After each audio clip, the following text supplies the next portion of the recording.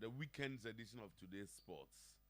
Okay, so and something is saying, Yatnas, you best sorry exactly 10 o'clock. Nondu pepe. Bimpound, nondu.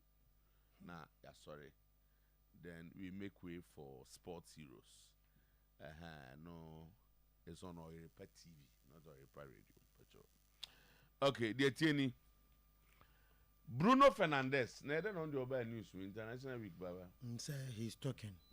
Our company na amudin komo. No, what's he saying? No, say ghost number and responsibility. Okay, so I'm a ghost number. Ghost number. Okay, that's number one. Yeah. 2. A group of leading legal figures say that FIFA has ignored their report into human rights concerns. Yes. Over the 2034 World Cup, warning that the governing body is dealing with the devil in planning to take the tournament to Saudi Arabia. Yeah. This is an European conspiracy.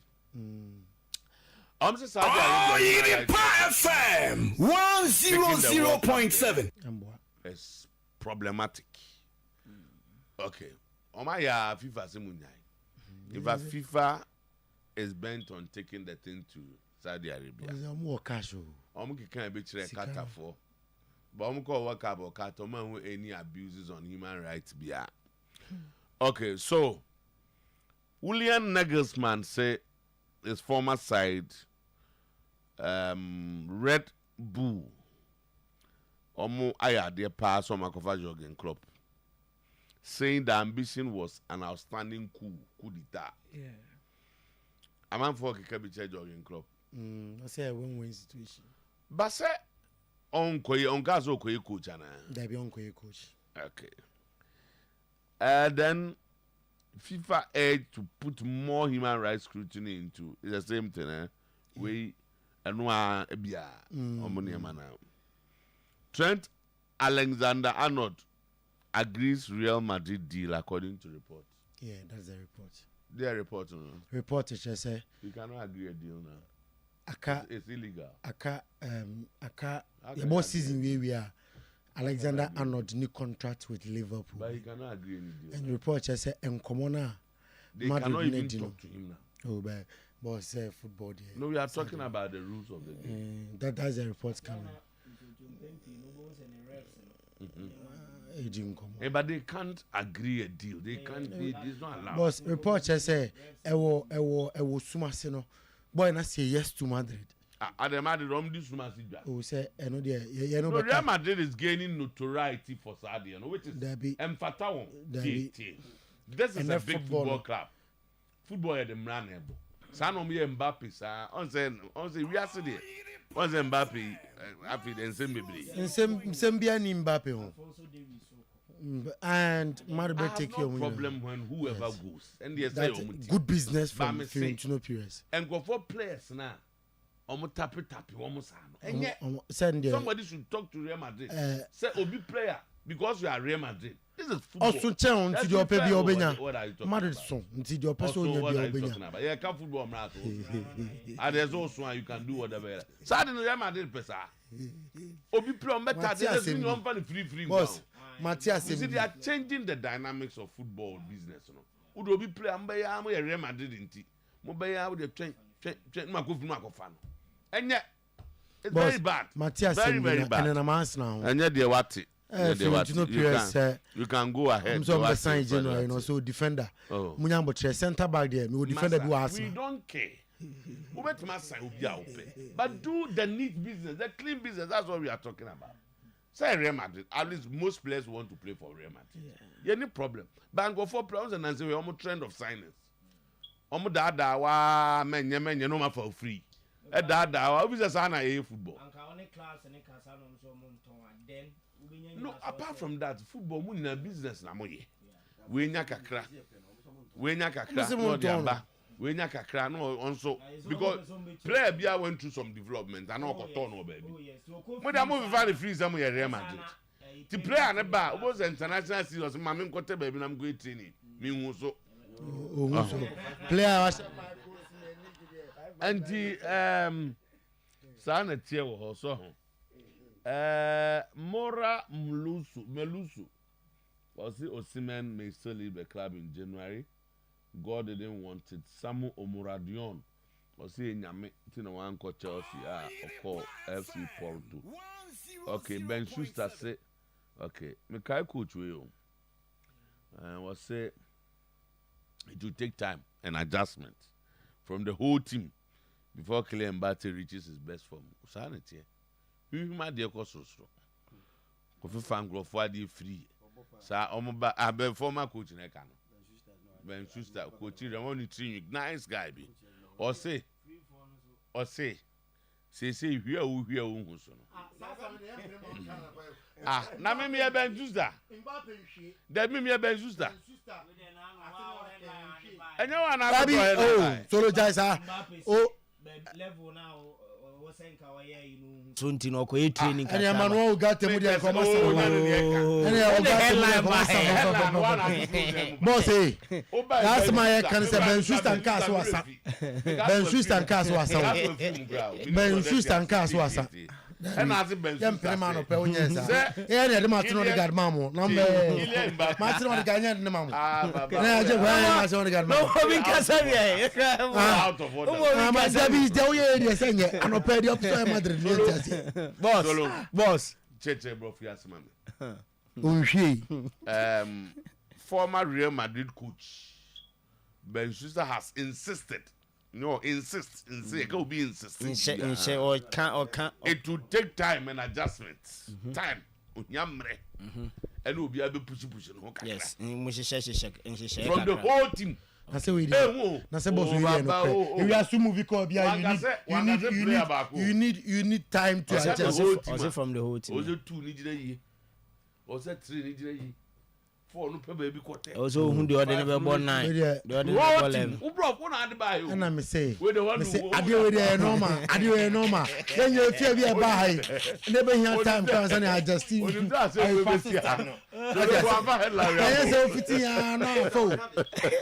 Somebody was a 5 goals in the I go when him say we back I like what the 2 or say from the whole team. Hey, any team you know, players you know, including the coach, before Kylian Mbappe reaches his best form. So just at the moment, Kylian Mbappe na you no. I don't know. Oh, what man said 10. But Ben Schuster say, born or born, yes, I ain't no go fan. I'm go fan so one the best form. They say so wait to me drew or no. This is a player singing a bit damn and ba. Boss, only man could you tell cancer. Okay, minimum. Okay, former Milan player and coach. Leonardo has admitted that it will be difficult for his former side to compete for the Serie A. Leonardo and Casano. I just want to. Afe solo yabefi. Ghana week. DC select side to play DC United at Audi Field on October 12th. They say, DC United they release by the update we by update no chese due to visa issues in Tino. Kotoko Intimian raise a full complement of our team. They say she say Kumasi Asante Kotoko. The 7 first team players beba. Now a tram the visa. The 2 players are come. Now top Ghanaian players are currently on United States. The Biabe Soso. Okay. Normal form team, normal friend of Ghana week DC select side. Okay. Normally about DC United. Okay. Okay. And then you made 10 and a game no. Yes, yeah. 10 were America. 10 were 6 were America, 10 were Ghana. Yeah. Or Washington. 6 were America. Say 6 day. 6 p.m. And 10 p.m. 10 p.m. Yeah. 4 hours. DC United said you am kotoko na ebo. There be. Omu release almost 30 say so the Ghana week DC select side will comprise of 7 first team players from Asante Kotoko, 2 players from Atram Divisa, and top Ghanaian players in the United States of America. Okay. Se minyani ye di asano mu chirim pepepe. So the capital city is a Ben Schuster. The capital city. And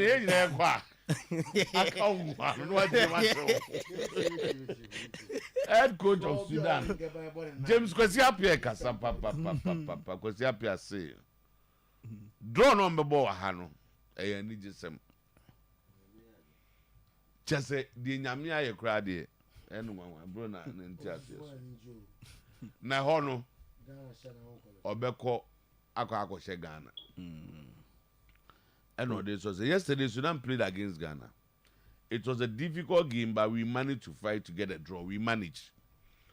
We are now going to play the return leg in Benghazi. Yeah, it's a popular place for Kwesi Appiah. Yes. So no, Oko Sudan, Oko Kochi. Apart from that, 1982 when Ghana lifted the AFCON. And the final one. The final one, of course. The last time, so I know. Benghazi. That time, Kwesi Appiah and Nigeria holding them there. Okay. 1982. A boy Ghana pa, and a boy individual and a friend Kwesi Appiah. Oh, you knew, you now open them. Your best they say you never say Ghana, and they say, you never say Ghana, shy. And I told you, you Ghana, and I was watching. Oh, yes, never say Ghana. Name will be a cast, a Hoya Ghana, and a horse who you make Kwesi Appiah. You're quite no bitch. Okay, so we are not going to play the return leg in Benghazi. It's not going to be easy, but inshallah, we are going to fight and make sure we get a big victory for Sudan. Okay, Black Stars, so, one so, watching so. The Black Stars of Ghana are set to travel to Libya tomorrow, ahead of the second leg. Okay, so before their departure, the team will hold a final training session today, and this encounter will be key for Ghana. Okay. Young Apostles, league matches so Young Apostles, and Hearts of Folk, I know your Sunday. Accra Lions will also host Brecum Chelsea. Okay, then Samates in Suatreman at St. Sports. I don't know, who saw my general manager no America or ne Young Apostles also CEO no. Damwane Mr. Aka Omo cooling down in DC. Lady Bakwa na Legon City. So no say you hunu on phone. Oh, okay. Say on only way no portfolio nema Munyaisa media ne ade no. Munyaisa ade na moye. What you say? Me who team back from the media for me no to kwenda. So too bad no credit say report be nya free USB ano. Enkrofo na de omfo akotwitwa asende. Kotoko ntimi nya update mfa omo trip no ho. Na kotoko trip bi. No abeka te say atre. Me so to kotoko de o aye trip o. By ball no na nya kotoko na ebo. Kotoko de o ma tukwan. Asante kotoko atukwan. When kotoko writes and say we are totally withdrawing. Yes. And the update now say here kotoko obi. Dem person say kotoko team ne de o ma tukwan o. By ball no na nya kotoko. Say kotoko. Some kotoko players are in America. Plus their technical team members. So I'm saying that if you want Kotoko to be updating you, a team that has told the whole world that we are totally withdrawing. Also, I know part. No other catches the players who continue. Yeah, but say also me. Is it na say who are not players here you come for you go on social media handles. About like a personal and individual trips no because they see idea. Now Kotoko what rock attack is him you know bro for can see. Ade chana wa update you supporters. They say GFM. GF media. They say GF media.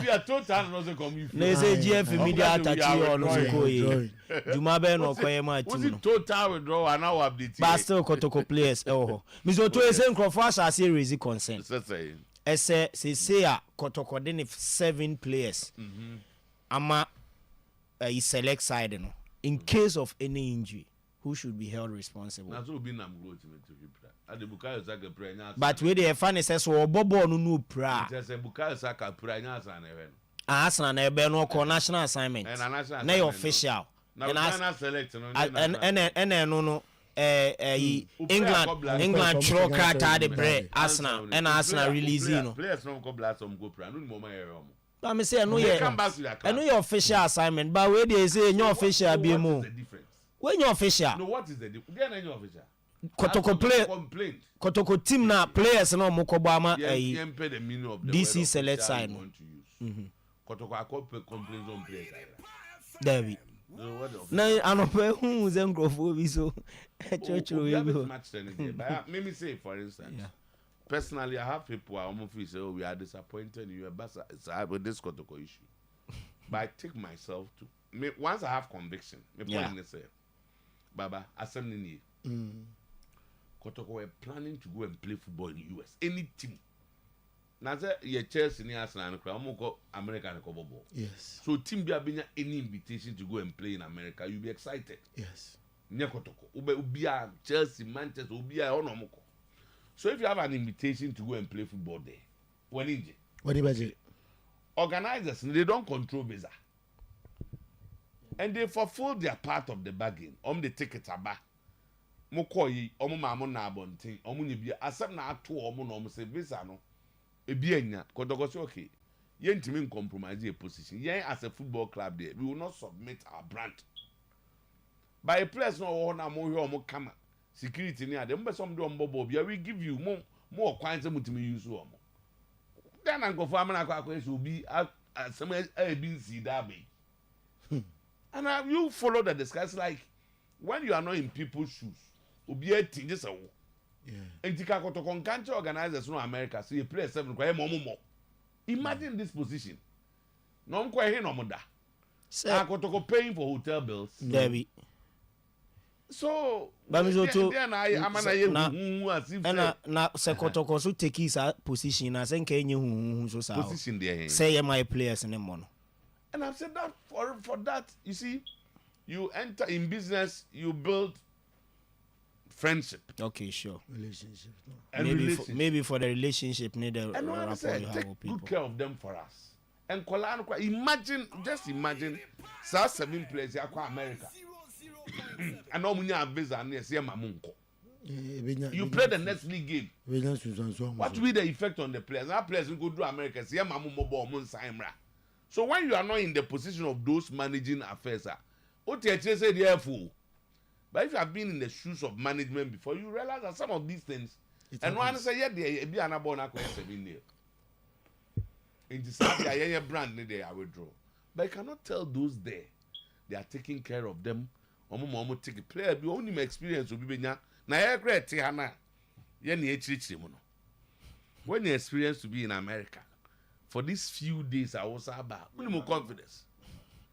I did 3 days for America. Confidence. America and return in 3 days. So to confidence and me dey buy. Kodwada ya wada no wesi airport or Ghana. Usia as we are say odia. Yeah, dey Kodwada. He's a Black Stars call. The match was played on Wednesday. We left here Monday night. By Thursday, na yaba. Imagine what it does to your com. So yes, you may disagree.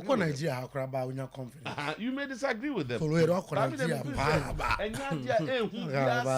And I miss me say. A man from now such as say, dear Kotoko, ye been say Kotoko so cast or mumma, and can you who be as at is a for players and more. Yeah, because a choir miss to oh, my son, players no ma could do America. That hotel and you Kotoko on a moment, you need dinner. Obi na ehwe omo didi anopa no didi awia no didi anwuma no akoda hotel America nim ne body na okono oba yes ye mamu mobo apart from the organizers no na ton mo tickets awie no yeah look at the conflict now him say me sure say 60 70 80% of all mama talking be Kotoko support yes na players ni nam krom ho yes Kotoko for say mo mobo me dem be say bia wo asa na nka be agreed. Obi so kasa momo but we as a club are not participating. Enko records bi emu se Kotoko be ball wa ha na e chom se ya. Fi se onu so ntin. Be bia wo solo dia aka be mu nsamra. Mu fra America ho kra mra sisi e. That type of leadership na twam. Obia sana ka. Oh, there be other na twem. Autocratic. Because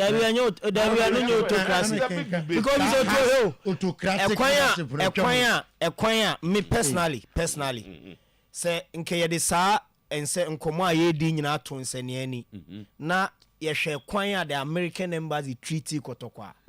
Personally I feel saying can is on bobo no. Omo dey players more bobo. Sometimes we box the American embassy and the organizers.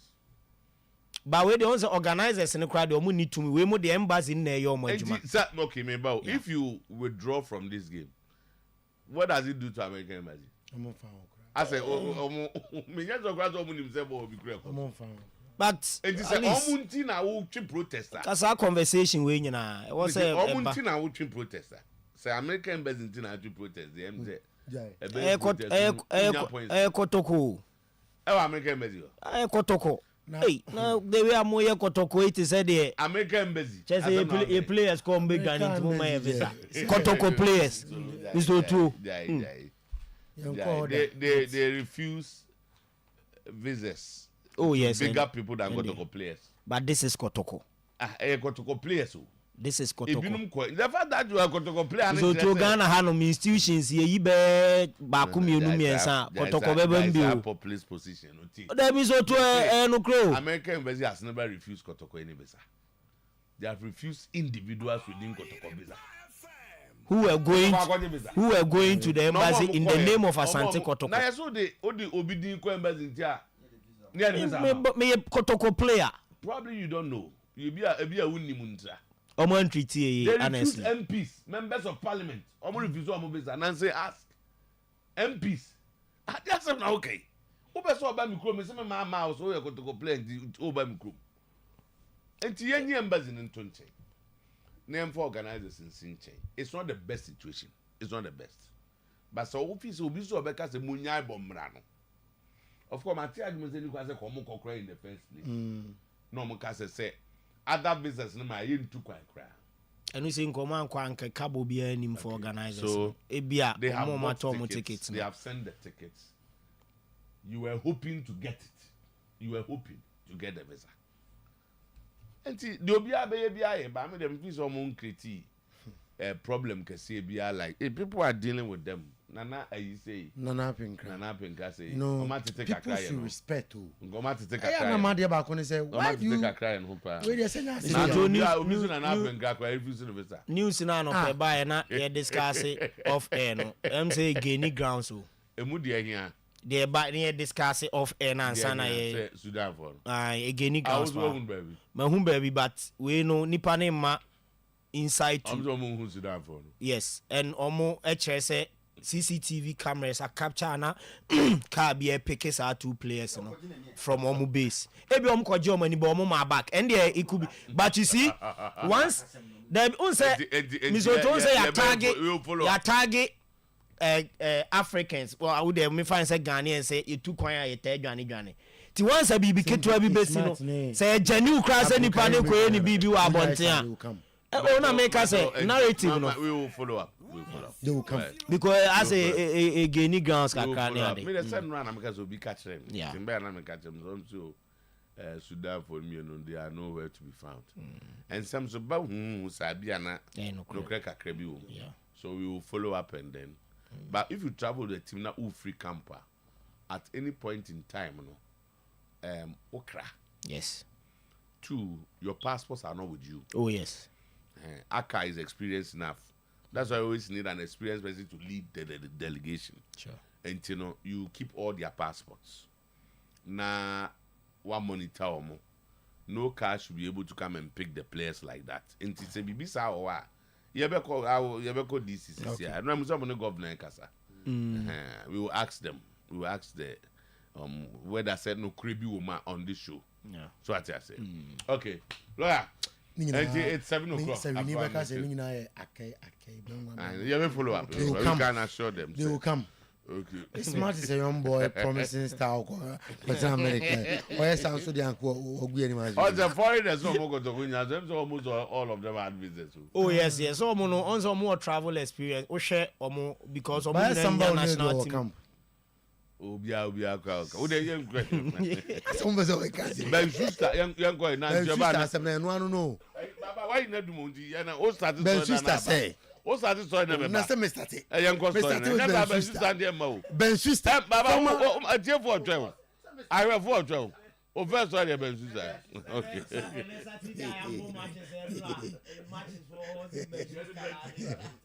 Enti anopay yamo special good morning biem na yamo akwaba mresa so se anopay ye konko fonkroso na ensemo a edi adencheche nsemo a ebumfumpa onko fonkroso no yade ho nsem eto anim ensem no doso ene anopay nemom de disefata se wohwe na fe wotie ena yede emma wo ketekete mampoli bi ena ewoma akansuo yanoma kambu no pa anopay yabatu ebo ase na yatrenom emra ye confirm emnum nyina amma ena anopay on Oyerepa TV, on Oyerepa 100.7 FM. Sure, a live on Facebook page, no so Oyerepa live, Oyerepa radio. Oyerepa live, Oyerepa radio. No say not what comment to be bar. Na the boss player Anthony Boise. I can na. I'm on said yes sir. And said a fata yes sir. At the FA UEFA Nations League no na fixes outdoor eto dra enra na results no say and a koye young fan to him sir box near Esabakom Adinzeku and a say amfa Germany a promo a cap no Dennis Ondaf about 2 goals 30th and 36th minute and after Hungary at a few Asa Bako Emma Netherlands and so etime Asa Bako Czech SM Albania and to me anti Ukraine 1 Georgia 0 Estonia Semiensa Azerbaijan at the Ekanumba Slovakia SM Sweden SM Iceland or group 4 woman SM Emma Wales SM Turkey Sebako Montenegro and to me anti way a match senra etoja ewo UEFA Nations League no don sem atu anim ene anopay yebaba abibrem ha na fe African Cup of Nations onim say 2025 ena etoja na 2025 abusiam ewo Morocco no hwan ena ebeko games ni say ena ekoya group A no yenya Madagascar enra wo mo shabako ema Gambia enso etime esabako Tunisia etifie ema Comoros ebona kabakwa went me ante way group A matisa etodwa enra group B no abusuan Gabon etifie ani Lesotho obi amfabo anto ne yankwatena Egypt group C oshemienum Mauritania antime ante Mohamed Hassan Trezeguet and afa Mohamed Salah and a 2 goals ema Egypt Nigeria group Omushabakom Libya antimi ante Fisayo Farouk Deli Bashuru ena enya gono edi ema Nigeria uko Benin suya amuche Rwanda abomo eka miensa Rwanda forum antimi antibie Equatorial Guinea 1 Liberia 0 afe Angola esemienum Mabululu ena afe Nelson ena enya 2 goals ema Angola Niger forum antimi antibie group D no Zambia ena Ebon Nenel Cote d'Ivoire et Sierra Leone Ebon 4-1 Nicolas Pepe Frank Kessié enya 2 goals and afe Omar Diakite enso ehebiem na Alhassan Karomo enya consolation Emma Sierra Leone fona no pay ya don some etu anim Mozambique esebako Eswatini esebako Mali esebako Guinea Bissau anti the indomitable Lions of Cameroon ese enai Emma Kenya ete Ekanumba Vincent Abaka Martin Hongla afe Brian Mbemo and a Christian Basugog among and a Bogos and Emma the indomitable Lions of Cameroon Emra Michael Olunga and your consolation bako Emma Kenya forum group K our Afcon qualifies Uganda at South Sudan our South Sudan Ekabakwa South Sudan forum anti South Africa ese enum Congo anti Senegal ese enai Malawi anti Ekaramobi Poppy Gay, Sandro Money, Blind Dia, and Nicholas Jackson among and Emanantia, Wominia Ghost no at the Emma, Taranga Lions of Senegal, and pay ya don't some atuanim, Nyanko Pobwa, and them games outdoor, Toja Ewa Europe, na UEFA Nations League Manchester, Ebetoja Senate here, a Croatia and Scotland, and a Elbow Poland, and Portugal, now face Serbia, and Switzerland at the Abani Spain, and Denmark, Ebebon, now face Lithuania, and Kosovo, at the Abani Cyprus, and Romania, Bulgaria, and Luxembourg, and at the Abani, Belarus, and Northern Ireland, at the Eboso, now face about Abibrema, African Cup of Nations, no, Morocco, and Ebo Central African Republic, now face Yanya Guinea, Ethiopia, at the Albany, way Matisa, Ebetime Atoja, and Nyanko Pobwa Watsam, UEFA Nations League Matisno, say Anna Etia.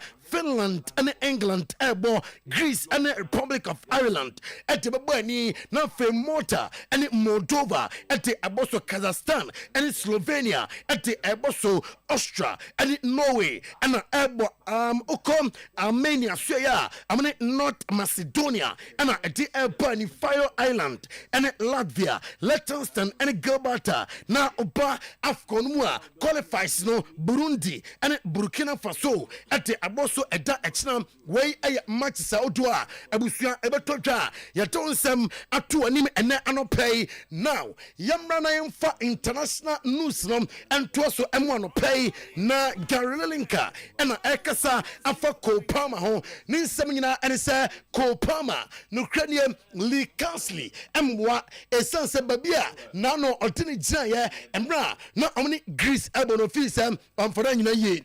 Or a player beer, Massa, set young creative chances, young shot on target, or ye, our Chelsea officer, Bynum, Sir Obono, bind a striker as number 10, or Bopon ye, dancer, alternate back rings, or say, or your player beer, what a Motimba and Prempay, our Chelsea, no, our set the 3 Lions of England, national team coaches, no, Amusha, and Yama Oye, our Chelsea, no, Amatini Jina, baby, I also Jina, and we are Gary. Kanisema oti etuja ene anopay na uko Leeds United Australia one more koda bi ni din ene Matthew Joseph na onim se Spain under 21 nano opo hat-trick emwom na ade atuja se nano hat-trick na opo enom amani tirim enya ne dese ai mabo hat-trick o se je wo se oye continuous improvement I was ultimate improve na debia ultimate ese goals at the Emma Leeds United ene national team na nanom William Saliba and Ibrahima Konate and a boy Emra France form a winning 4-1 against Israel na no and a Didier Deschamps adituja and no play sa Ibrahima Konate our grow year papa or share partnership between one William Saliba na a super na nyaje sa obia or the French national team ni just better bia sa onyinamum na on defend the flag no obobon ye osinano Christopher Nkunku after that long injury na onya kwanya ensia kan ema the French national team no nano obenya go Eduardo Camavinga enya go eka ete atiosen kakra babia the French national team ono Didier Deschamps apesa ode omine ekono enkakra wo mu eduo na yanko Italy amasuye the Squadra Azuris of Italy na anopay abusuam wo mu trainiye Luciano Spalletti ene na mantere nyansem kitwa enti yebahwe training na wo mu ye live on Facebook, Oyerepa Radio. Now, Yashabi live on Oyerepa TV. Now, yeah, to also our Alansera. Now, or say anyone.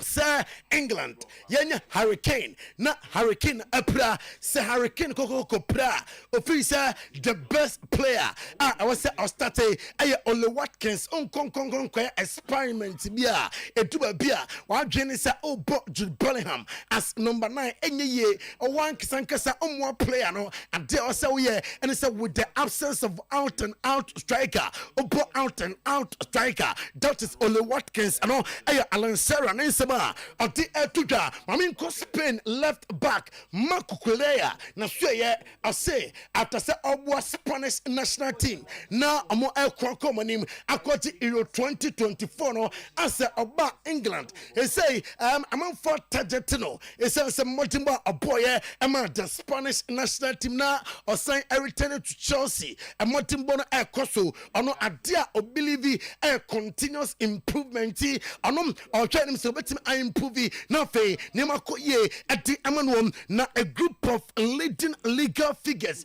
na as a lawyer phobia ki kam ho bom na amoka ade acha FIFA sa yedi kan bom kokɔ sa 2034 World Cup mo pesa mo Saudi Arabia no emwa enkofo no masa human rights no ɔmo tugu baabi ɔmo mfanya dwuma ɔmo tietie nipa fa hodie so masa enti ni kwase ɛkɔ World Cup Saudi Arabia na anopai I mean fun to da say World Cup ne de are you likely say 2034 omwa and betimi a host ba sikasema Arab forum sikas say wo mukuta no Arab money no say football no di rum na I'm say dealing with the devil in planning to take the tournament to Saudi Arabia and no ay lawyer phobia amaka omo bom wo nsema amoka ati ache FIFA and I no pay I don't know na the 10 year meeting come on our England and pay FNSUA na demeti chem say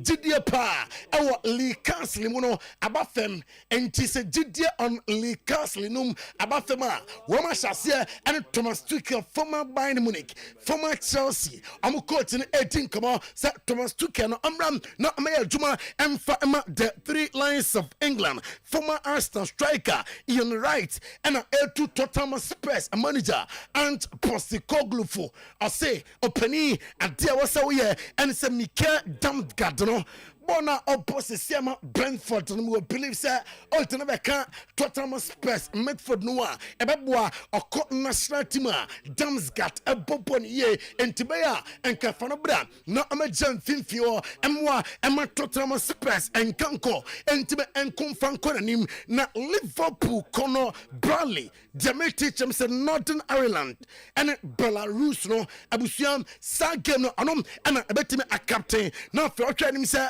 Northern Ireland betting kunim ewo Belarus so ade atujo se na nyante se akonya na ba na ono kono Bradley aba captain amband na walidi ni national team ngani so ade hu no and say against Belarus betime atin kunim convincingly na fe ni makoye ama womwom Bruno Fernandes captain Emma Manchester United oko Portugal jesse number 8 and we say na mum for young grokra o say and crap nansai Bruno Fernandes yanim no na Bruno Fernandes ese goals odo no enya sa Bruno Fernandes ni nie o say what jetumu na ayana sudie say obetima improve na for Portugal national team and Manchester United especially what me abuam ama team no akon ade akonanim na Germany manager Julian Nagelsmann Akikambi Erache James Lehmann nanom amukopo game and I say anyone Sir Berlino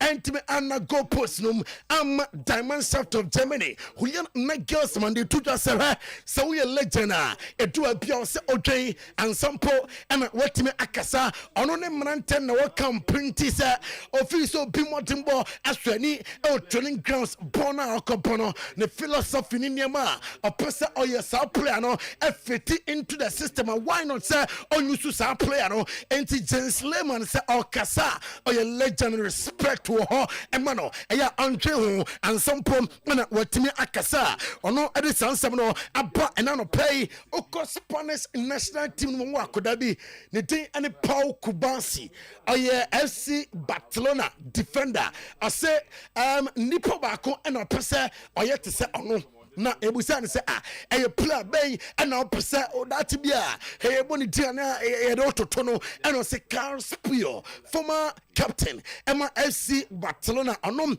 Paul Kubasi a pese oye te say Carlos Puyol e san say oye defender bia o train videos outdoor o din e Barca history mu e Spanish football ultimate Emma defenders be enum na why Carlos Puyol afim ade osuan sesia ne leadership skills na obo ade ama team no na yeka bonsa and the Spanish national team assemno Luis de la Fuente ade atujo say one player bi ewo Spanish football mu a wa fino ewo national team central form ebusa Luis de la Fuente say a player bayan and o Gavi oye midfielder Emma FC Barcelona wa fino papa o say oman assignment in the game say onye ewo mfimfin wo Emma wa oye ye na o twanim say very soon obetime asas ye na waya adwuma ade Emma FC Barcelona afi wotime anya kwanya asabesi akan ade Emma the Spanish national team yeka Gavi asem no abusua likely say nyankopon bo a Barcelona wo me game ambebo ade etia Sevilla no oro betime a return na afi abesi akan ade Emma FC Barcelona wonim say wasase e training na Lionel Messi and say right your baby oha any kwan say your bobo e ho ewiase no o se na no Venezuela e boy na game no ya 1-1 o se pitch no any kwan say your bobo e so eya organizers any FIFA any omo na omo game no etimba so no omo dwen footballers no ho o feel say I was say omo dwen baby a omo couple born M1 players and the line of Messi in sama o ti etuja and na anopay Stan Collimo you betie coaches and players time na mom FIFA at the Atuja say 2034 FIFA World Cup as a man for council bebre and a Saudi Arabia for woman yimu amude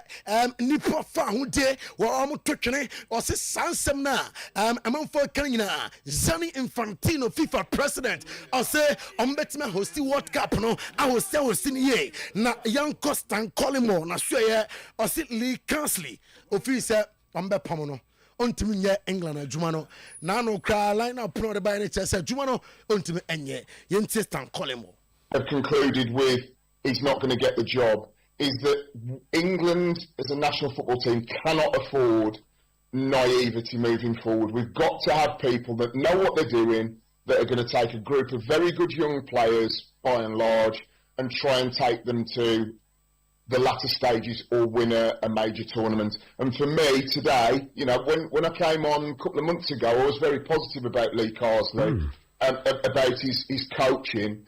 But the other side of it that I did mention about leadership, that it's up there with the Prime Minister as a job of importance for the English nation, is that he failed miserably and he wouldn't get beyond now the end of this qualification, well, the end of this Nations League group. I think it's terminal. Yeah, I mean, I agree with that, but I think that there's growing evidence that because of this kind of, oh no, it's an international break amongst fans of clubs that are the biggest, you know, in the biggest league in the world, in the Premier League, and we're all Premier League 24/7, is that it transmits very quickly from supporters, from media to players, that this isn't something that, you know, that we can really be bothered with. This is on a night when France won comfortably, when Italy and Belgium both put out strong teams, and their players that play in the Premier League, along with the French players that play in the Premier League and Liga, put in performances. And for me, there is a massive concern about these games against Greece, Ireland, Finland are as important as the quarterfinals, semi-finals and finals of tournaments. And people will say, that's ludicrous. It's not, because it's where you do all of your preparation. It's where you build all of the trust between coaches and players, and individual players get game time. So it's not just a case of throwing 6 or 7 midfielders at a dartboard and saying, you know, we're going to leave out strikers. That's the supplementary stuff that we can chat about. The most important thing from an England perspective. And no, I stand calling more. Nisama and pay a day atuja live on Oyerepa TV, live on Oyerepa 100.7 FM. Yade atu animo se officer Lee Carsley na adjumano asuten Lee Carsley na Trodini and I did to just say England is so kaka wenya. Why crown as a Lee Carsley a Jumano or no outstanding candidate for England job after disappointing Greece loss. And I Trodini then some I don't know Yen Sebimra. Yeah, absolutely. But I think within that the little smirk and giggle that he does when he says, "Oh, you say hopefully," is more of a no. I'm just repeating the message, what was told to me, the mandate. Look, I think he's learning. It's difficult. Obviously, I've gone the other end. I'm more bullish, and I've gone out on the attack when it happened to me. In hindsight, Lee will be sitting there today going, probably should have answered it like this, or I probably should have said it like that. The difference is he's with the national team, and he's under a certain amount of heat that he's never, ever been under before. I think he wants to be a coach. I think he didn't get too high, and I didn't think he got too low on But you this. can't just be the coach of the England team. Do you think he wants the job? As much as I don't know if he wants a job. I genuinely think he's doing if he doesn't, a job. should he be there? as much as who else going to take over? Well, as an interim boss, he certainly should be there until England. Not if he the doesn't FA. want the job, I don't think. Well, then, But he's never. what are Surely, you going to do? Surely we're too What's your big a solution to football that? nation. It's not right to sit there and throw that out. What are you going to do then? Well, they should have had a plan pre-Euros. Well, they did. You It was knew Lee Carsley. You knew that Gareth Southgate was going to leave after the Euros. We all had a pretty good idea that was going to happen. If we knew that, why didn't the FA Well, have they a did, contingency plan and in that's place? what they'd have. Lee Carsley is the contingency plan. Just on that though, Sam. Sorry to interrupt. Just on that. So over the last 2 games, no one was saying he's not good enough for this job. It's actually a shoo-in that he was going to get it. Myself, because a lot of people going, he's probably going to go in the same trajectory as what happened with Gareth Southgate. Well, Dicko said it on telly last night. He said, well, we know what's going to happen. Yeah, and then we lose, and now does he even want the job? Is he even supposed to be there? We're so knee-jerking it here. There is not one single candidate that we can all turn around and go, he wants the job and we want him. And we want to. Not a single candidate. We just heard literally on the news 15 minutes ago that we don't want to spend any compensation on getting somebody out. No, but you're asking in this studio, who's the standout choice? If you want an English England manager, it's No, you've just reframed the question. You've just said, if you want an English no, you've just said who's available and who can get it. If you're reframing the question, what English manager is available that wants it, that's a different question.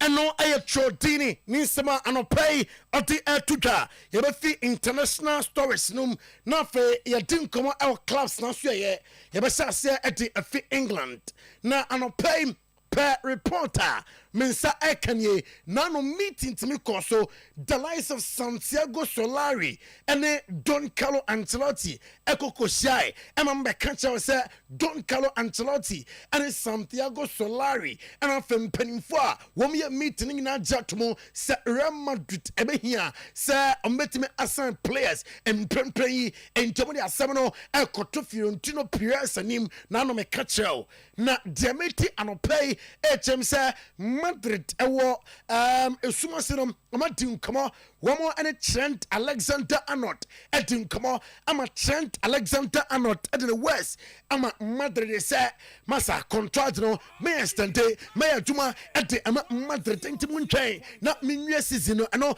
ɛyɛ reporter ɛka yɛnsa ɛna no pɛi na Liverpool nso yɛ adwuma wɔn anim sɛ Trent Alexander-Arnold daakye bi a ɔbɛkɔ I'm eating come with Inter Milan fullback Denzel Dumfries. Said that to be a so come on, sir. Trent Alexander-Arnold qua on the beba. Abaya Juma. I'm at Liverpool still. Yet Liverpool. Yeah, Joe Matip, a former Liverpool player. Na reporter. Yensa Eka HM sir. Serious season where open never consider sir that to be a of the football. Abeba na we enough is enough. And not a reporter. If it Joe Matip na so ye e totwa and no pay and no slot and di atoja say Liverpool penning for media make count mate player bi wo team no mpempre mempa kono fi kono asembia ntentama mo extend contract e was say money team come tentem na Western contract Emma Liverpool Virgil van Dijk a captain Emma Liverpool no masa me here no papa ne leadership qualities and nyema or the Emma team no so hetim Western contract emfa Emma mem na mamenko Christian Eriksen na so ye osia kan mpempren Emma Manchester United demete efi Christian Eriksen so ye etem se season where we are we say goodbye to Manchester United na na opese owie ne career no ewo Netherlands na se every division no eho na opese owie ne career no abekọ na fe oni Ayas asan koye adwuma na fe ori osum in football na bana wie ye eno aye Christian Eriksen letters a efina so ye etodwa ena no pay amenko Everton aso ye na Everton will defend the penalty and Gerard Brathwaite Demeti HMC clubs out to store edin come nsa amansa ebeka Brathwaite na fe abaya adwuma edi amatim no beka sama no a lot of clubs and a corner sikano na I was sure at the month the crowd wom Demeti HMC Ineos group and of Manchester United in planning for nano meeting amukokoya no amu de boy ni din atime aka ho na yetitisa Everton for Madrid say ombetona this £100 million and some po and amatima janimo amana kosia kan at the amatim be Manchester United maminko Casemiro na suye reporter eba HMC Oduefour dumia in the summer 2025 womum abetwa nim say ombe offload players ni p na yetise January kra player ba ko a omo dia doma to so na omo no crying for say Casemiro Manchester United if you say offer bia about this January transfer window ambeton Casemiro amana free team no na Bruno Fernandes and on say eduba bia enye subo ni nyina and ye dey bo coaches I was say players no subo bia omo take the responsibility aduma I was say amoyenom I was say amutim eye ne nsam nyina and say Manchester United players no emra so say aman kasa ometim afford team na say amaba konso na fe ba bia team no wonom amayi team no ati afri akobbo se asase so e say enkoye matrama kwa polam sem no e doson enti o say amutim ma amohomene so eno aye player ema United o say captain Bruno Fernandes and nsema ati etudam ena anopay na me the video bi actual sa video no and me update and latest on Bukayo Saka and me latest and update on Martin Odegaard Makacho say Martin Odegaard recovery no ekoye pa entebia baba say just na pm na fe obo eti am asranti anopay on NCS best TV station ya da toso and niama Martin Odegaard aye emprimprey captain am Arsenal the recovery no and a dark screen so anopay uhwabie yanko Jorginho na so ye Jorginho a player at the Arsenal now but sorry no you say Jorginho e Saudi Arabia akwa adwuma owie season kra said the film Thomas Partey aman homene so na bon onya bi monom obeko na Demeti anopay HMC Jorginho ebetna Arsenal now if you are fighting for position in January if you dream Serbia boy na ebeko Saudi Arabia akwakoya adwuma and your reporter eka mensa and no play na edu and ateta nyina am say enokre woma jatumo nyankopon bo 2025 woma besan striker ebetima January ya ebetima ay nyankopon bo sama entim komona etimi akoso between Edu Gaspar and Mikel Arteta and say nyankopon bo sama ometimi asan striker na say January transfer window ya ometimi asan striker me wo Arsenal so ye na Ethan Nwaneri akoda no am for the new Martin Odegaard Ethan Nwaneri Demete etam some penny for prepare deal for car at the ama Nwaneri say openi here pesa otira o bonus say obo Emma Arsenal so ye ni ha so manager Mikel Arteta ni Edu Gaspar no ya down entemo twanim say ometima the youngster contract na for to so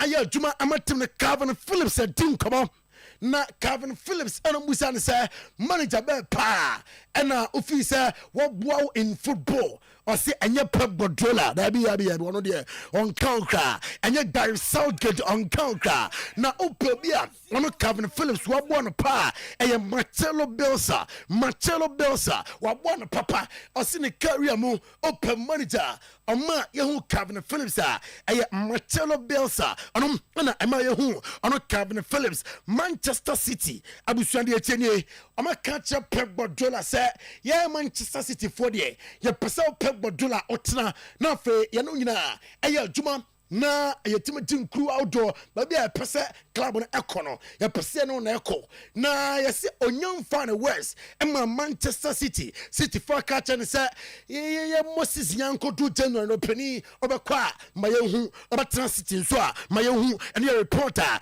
ɛka yɛnsa ɛna no pɛi na ɔbɛkae a in the summer transfer deadline day na ɔhwɛ Chelsea mpanimfoɔ a wɔn ɛwɔ Naples kurom hɔ wɔn yɛ dwombe bia sɛ Victor James Osimhen na ɔbɛba na ɔbɛyɛ adwuma ama Chelsea amfa anɔpɛi Napoli director Mauro Meloso Georgia to just still ɛnya deɛ sɛ ɔma close doors no for those clubs na Osimhen Bolon sɛdeɛ tie bia Victor James Osimhen na ɔmbɛtɔ no January yo Samuel ɔfa bia ɛba bia ɔmbɛtɔ no permanent na deɛ yɛte ɛkyɛm sɛ Chelsea forum ɔmo looking beyond Victor James Osimhen and your reporter ɛka mensa ɛna no pay na Chelsea icon Clint McLeary and Cheye and your promo as a manager Diamete HM say English clubs libi Ashasia enemy 18 come on especially Oko after say Astras Tripolis abusan for 3 games into his tenure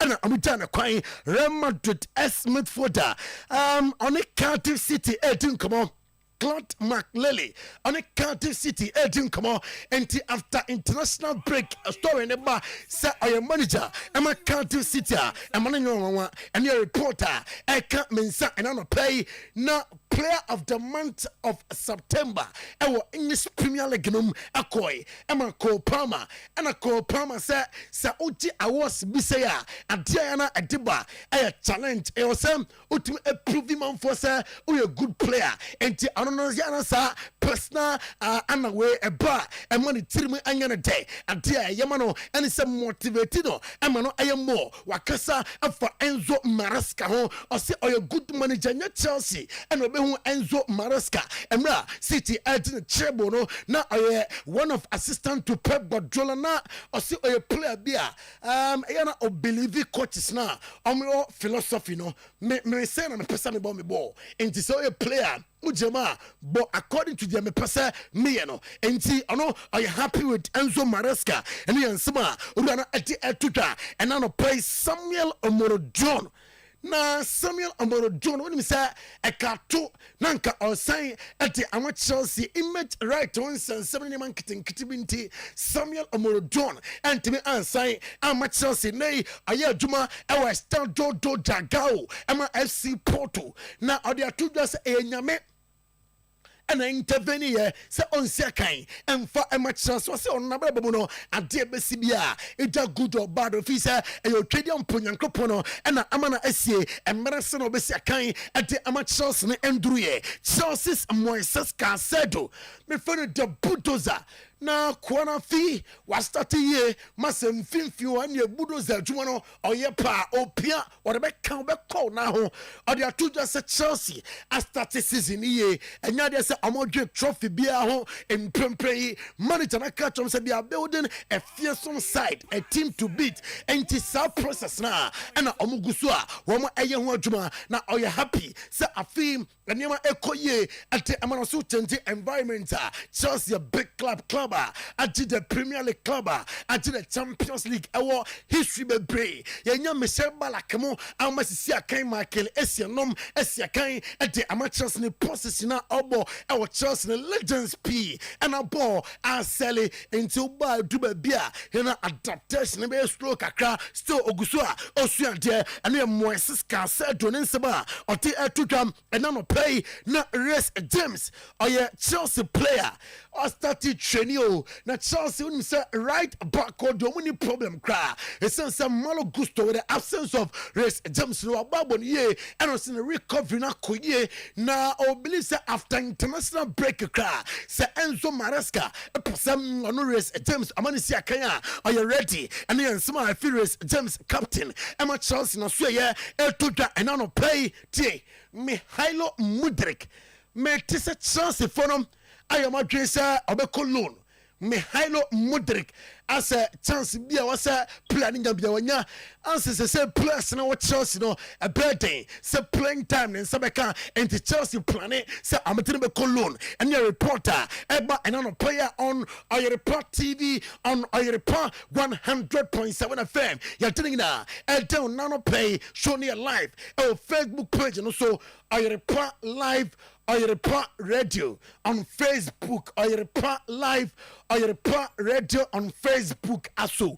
Yeah, Sir Chelsea at Mihailo Mudrik Ebe Cologne and I say Chelsea Erma Mihailo Mudrik at me atna na maminko Spain na anopay from England ye didn't come on Spain and nano pay na FC Barcelona Jamete etemse after international break Danny Olmo Femin Lopez, Omina, Abe fully fitter, Ometime Abba, Abe Juma, at the Ama FC Barcelona Bobokono, Ronald Arajo, or working assiduously, or working very hard, Sir Abaritane, Robert Juma, Ama FC Barcelona 90, and pay Oko Facebook page, no swa, Oyerepa Live, Oyerepa Radio on NCS Best TV station, Ocean Screens now, Yarbato some Nafe, Washa Niama, Oye, our boss training grounds. Na Hans Flick AFC Barcelona manager Hans Flick and Sama until Tuja and pay and say I know Hans Flick no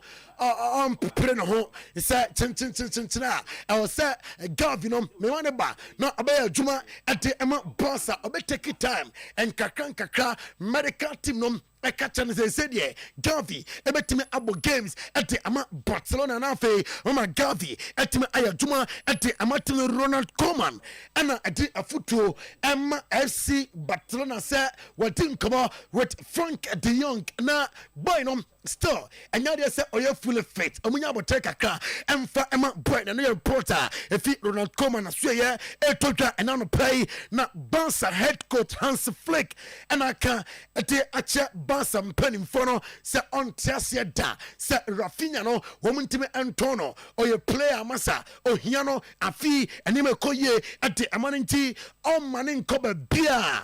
Hobetina Nafe Waya Juma at the Ama FC Barcelona new Barca signing Saturday and I did to just say about Barca no player bako aman who Girino and Yama player no ayo training grounds from Asa Eswani and he said catch out the day and a Paul Kubasi I said Paul Kubasi Yama oh yeah oh training grounds no ababuam I'm a Barca at me ako at the Akonanim on sa in 2026 Barca and ya is in form of sense 11 players contracted in 2026 and it is starting in November Barca Shasia now for Amanisa players no at come on Pedri the lies of Lamini Yama Gavi Munina a place in penning form a training sir on what to me I still am a contract enough for my trosso Ayajuma at the Amatino Paul Kubansi and I say no Ukrainian Barca team no Babia amu janse sia enima ekoye na anu Paul Kubasi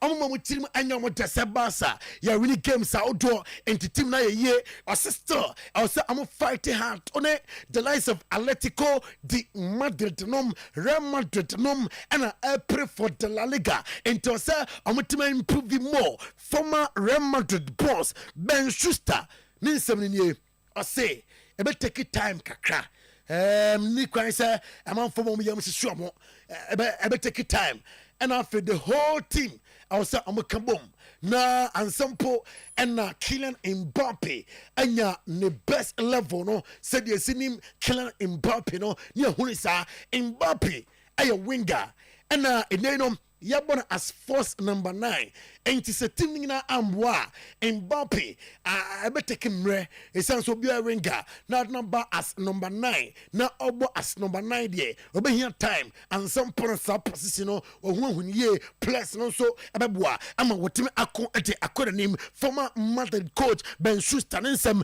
anonom ada gula dem teach him say Madrid boy ni nyama why no Sikabi Owa, I was at Madrid at the Emano on himself Fenerbahce, €2 million more if or say 15 more goals and answer about 15 games I was say omu tuesa sikano enti ema Fenerbahce diamete etem se wabo enti Madrid ebe 2 million euros enti ema Fenerbahce and your reporter eka yansa enano pay Madrid decide said ye epra Atiasi Madrid team no I was say amutime assign another center back and afi abaya juma ematin one Martinez afi in preseason uhwebia Madrid preseason one for say oh Madrid anya the next Sergio Ramos now so a plenty boy no ekotrafie for the rest of the season why is the contract am Madrid or say and NJ say we renew the contract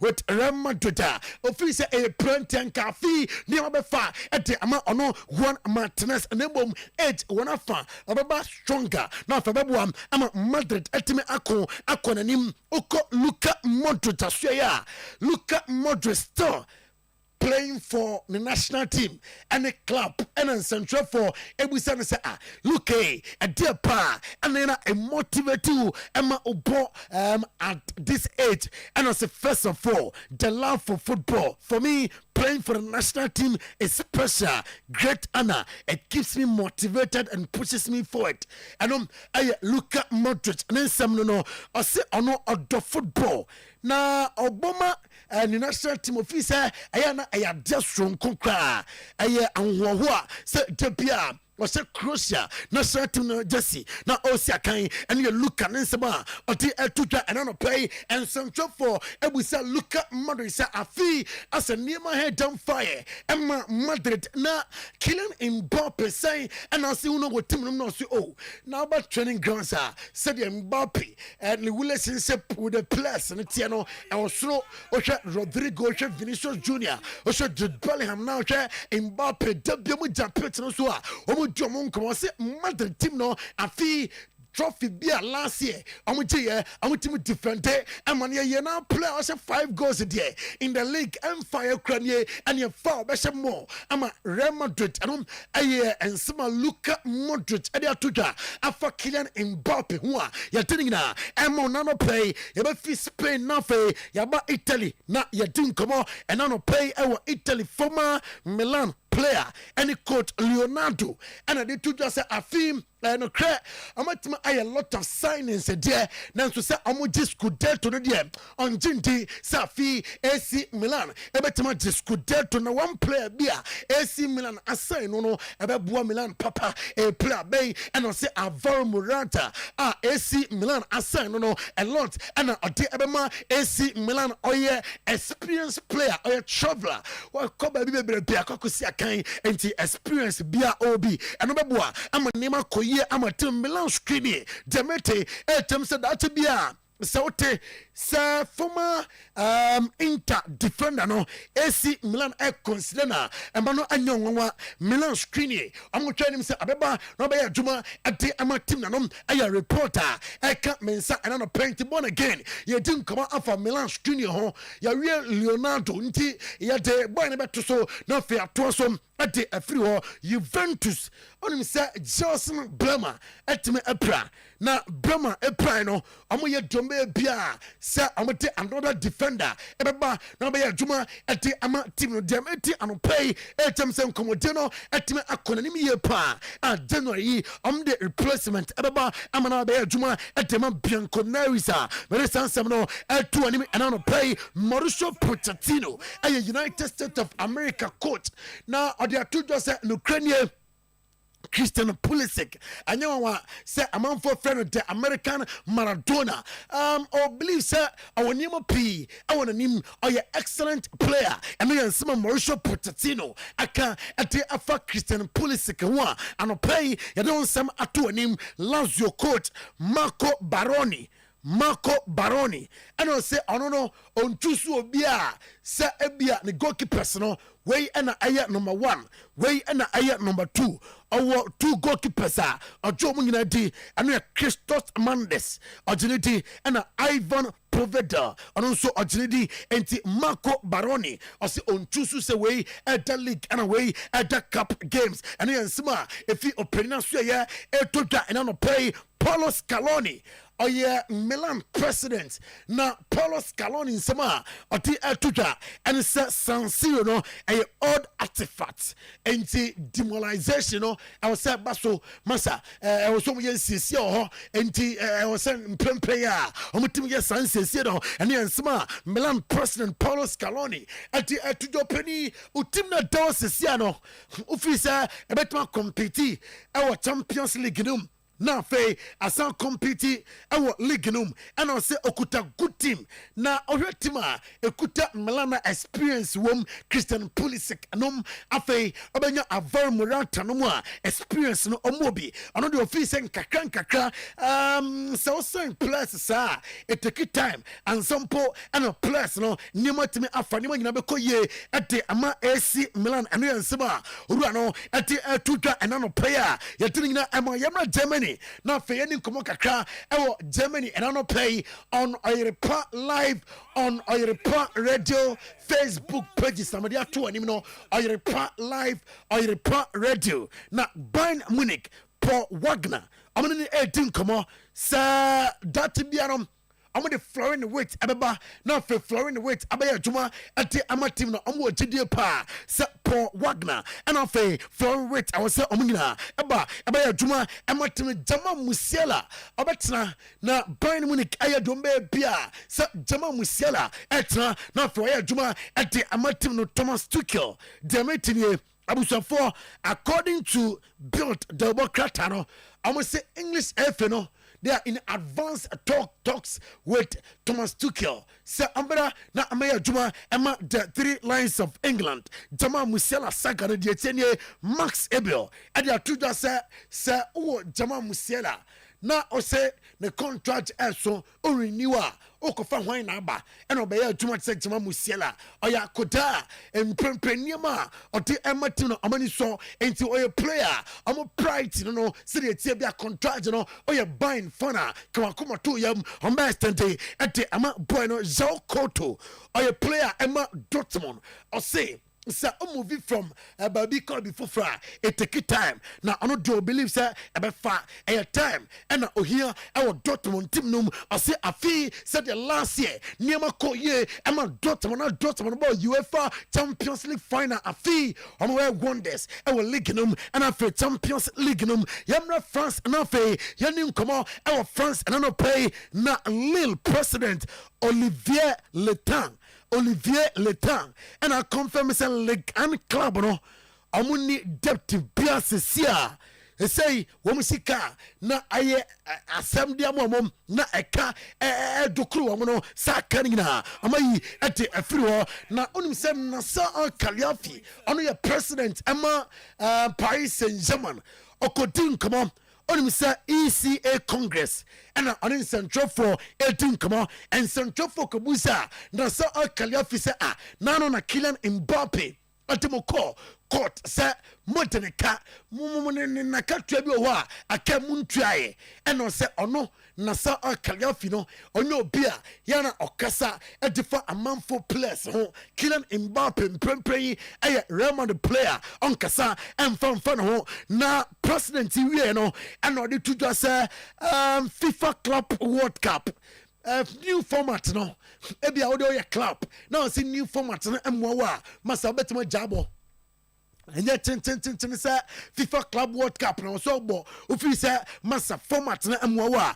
e was say otimi jabo eno yansema efi nasa Kaliafi no so ye etodwa enano pay onim say me catch enra say Enzo Maresca manager of the month na abusuam ono nsa etime eka Enzo Maresca or celebrity enra training grounds emra on the likes of Jadon Sancho nom training into onsam eno atem Dov Beck diamete HMsa opinion or say naniaje with Roma team na nyema ɔmo ɛyɛ ɛde ɛma no ɔpɛsɛ ɔboam na afei club no ɛtumi ɛkɔ n'anim Vinicius Junior ɛna ɔsɛ amanfoɔ nka ɔmo akoma ɛmfa ɛnto ɔmo yam na sɛdeɛ tie bi ayɛ Brazil ni a ɔfi sɛ Brazil national team na mmerɛ so sɛ ɔmo doubt about Brazilian national team prove ɔmo wrong na nsɛn nneɛma nkɔ yie ɛmfa ɔmo the last game ɔmo win yɛ ɛto fi sɛ nneɛma kɔ yie ɛde ɔmo team going for the Ballon d'Or manfoɔ sɛ wagye Ballon d'Or no na yɛka deɛ akyɛw sɛ Ballon d'Or no wagye ɛna ɔsɛ no kura nie obi a ɛnka biribiara mfa nkyɛn sɛ Ballon d'Or no wagye na mmom sɛ woba Madrid training grounds a ɔno ne players no ɛna ɛne ne di nkɔm so Ballon d'Or winner na ɔno deɛ ne concentration ne sɛ ɔbɛboa na afei Madrid ɛtumi akɔkɔ n'anim yɛnkɔ Marc Cucurella na so ɛyɛ ɔyɛ player ɛma kyerɛw so ɔsi Cole Palmer ɔyɛ player bi a nkodaa no a ɔmo wia sisia no ɔma ndaeti Cole Palmer kakra ɔsɛ ɔbɛtena yɛbɔ the likes of Lamine Yamal mudin Jamal Musiala no mudin Florent Witt mudin ofii sɛ saa level no Cole Palmer wɔ hɔ Cole Palmer nneɛma a wɔyɛ ɛwɔ English Premier League from last season ɛbɛsi nnɛ no akyerɛ sɛ ɔyɛ one of the best players a wɔn ɛwɔ wiase a yɛto nsɛm ɛto w'anim ɛna nɔpɛ yi Chelsea last 48 hours ne tie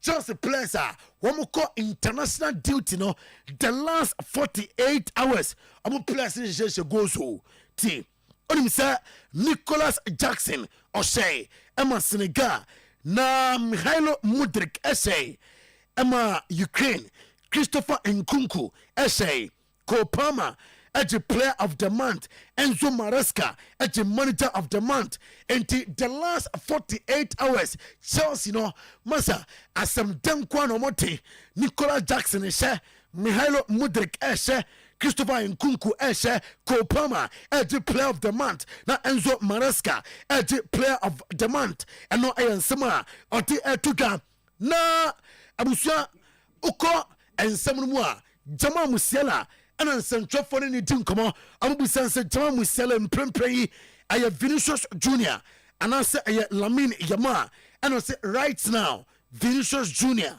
comes on, let's give Lamine Yamal some time ɔsɛ sɛsi a yɛkasa yi deɛ ɔno deɛ ɔfii sɛ ɛyɛ Lamine Yamal ɔne Vinicius Junior comparison no ɛyɛ Vinicius Junior ɛna ɛwɔ soro ɔmo ɛma akoda ne time kakra Phil Foden on Vinicius Junior ɛna ɔsɛ ɛyɛ Vinicius Junior na ɔkɔ Antonio Rudiger na so ya Rudiger ɛde atodwa sɛ Madrid ɛbɛgye Champions League afi Madrid ɛbɛgye league afi deɛ ɔka ne sɛ obi anka na koma ɛmfa ɛnto ne yam na Calvin Phillips ɔsɛ Rodri deserve to win the Ballon d'Or in my opinion ɛne yɛ nsɛm a owura no ɛde to dwa so ɔno deɛ ɔfii sɛ sɛdeɛ ɛtie bia ɔsɛ owura no ɛtumi ɛgye Ballon d'Or no ɛne yɛ nsɛm a ɛfiri hɔ ɛtɔ dwa ɛnɛ anɔpɛ yi na me chief producer sɛ menya adewe ɛma no ɔsɛ happy birthday to Emily Oti Shalom Standard School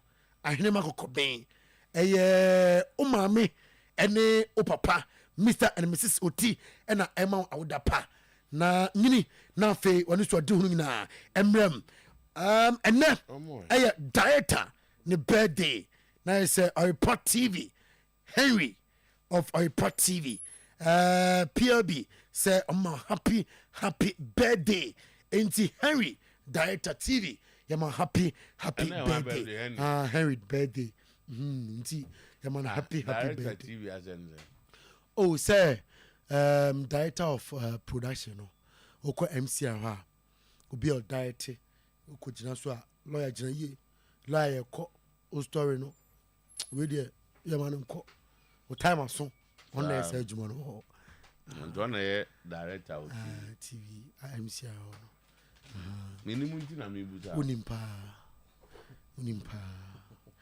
Ohima Efia Konadu Joyce over Italy yama happy birthday from Director 1 Director 1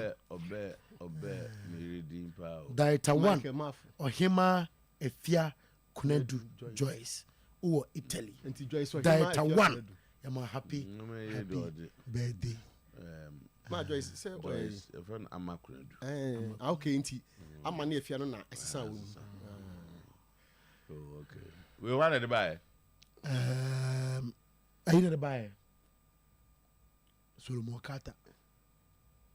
That way. Okay, yeah, that's it. That's a solo now say sakwe no. I didn't papa.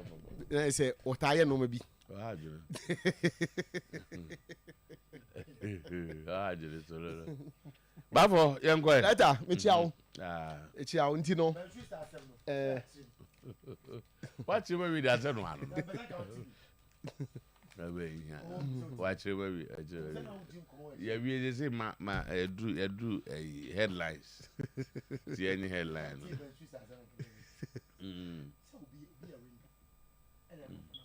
Okay.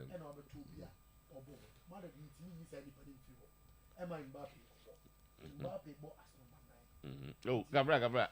What is that of Chelsea? I said, you know, Ben Schuster person say, Kylian Mbappe wa winger. But your ba, you must bobo ni pa a ring so. Oba ni Vinicius Junior jina ho. Mother dem person be Vinicius Junior ko bench. Inti abo as number 9. 9 no, afei na obo ho. Inti obe here time. And sample any hu ti say obo as a winger no. Na obe here team ni nyina. Na odi drew the level no. I say we dey say it to no level no. That be say Oya winger and no boss number 9. Ti the Oya na as a winger no. Level na. The best level na in Mbappe no. Obo as first number 9 in the league was 5 goals. And they say asem no titi na say Mbappe no level la. Asem titi na say Ben Schuster asem na o kind on ka asem Mbappe asa. Oh na say Mbappe no nti nga so asa. Ah be da ka say. And I say ohwie. Oh so. Oh as expected. Because they are changing the position. Yeah, that's it. You are not fair born, ma'am. Why? What? Born again, why? One friend, ma'am. Nah, Omra Hanam, no, and yeah. Babo, Aquaba. That I'm batching with you. Yeah, no headlines. That Mammy for starting Fiasia Hanomonsa. Now, there be real sort of no, sort of dear, and they are to because they are opening so will be can't. They can't. They may no until when they can't be Tama, whilst Otuadu says Kwesiapia and his Sudanese team were lucky. Kwesiapia replies, "Come here and I'll beat you heavily." Tama, was it or has been a massive win? Or use the word massive. I said a huge win, say massive. Or use huge. Oh, Tama. I say, yeah, na ye cement wet song. So I was open massive and a huge winner. You are hoping to score Ghana like 3-4. Yes. And when if you to hope, I say, Sudan Ghana 2-0 cry massive. Headline a buy a crown and say, you're 2-0 massive. Headline. Sudan, no. Bacho. The almost say Kwesiapia and Ekan in your say. It was a difficult game, but we've managed to fight to get a draw. We are now going to play the return leg in Benghazi. It's not going to be easy. But inshallah, we are going to fight and make sure we get a big victory. Big. For Sudan. Big, massive, huge. And you had to grow. That's a big, then you huge. And a massive. Big victory. Victory as soon as soon as and yes, score line. And I tell you, score line a Nigerian banner. Obisha 1-0, washow, but Obisha 2-0, 3-0, 4. So, not the credit about them. And no. I see nobody will get a win here at Wenchi. Beating Kotoko House is the easiest thing you do. Shelempele. Tama onipa na kasa o. Ora domfe. Say house ko. Yeah, we. O say Kotoko ne house wo show ma wo mre. Wenchi Sunday wenchi no to. Na so no mo order. On be to no. Sa na opese o kire. You dey okay there. O mo order nti bia. House ko no na odi kan to mane house no. O mo ne So, Tama, we used to know missing in action. But this one is missing before action.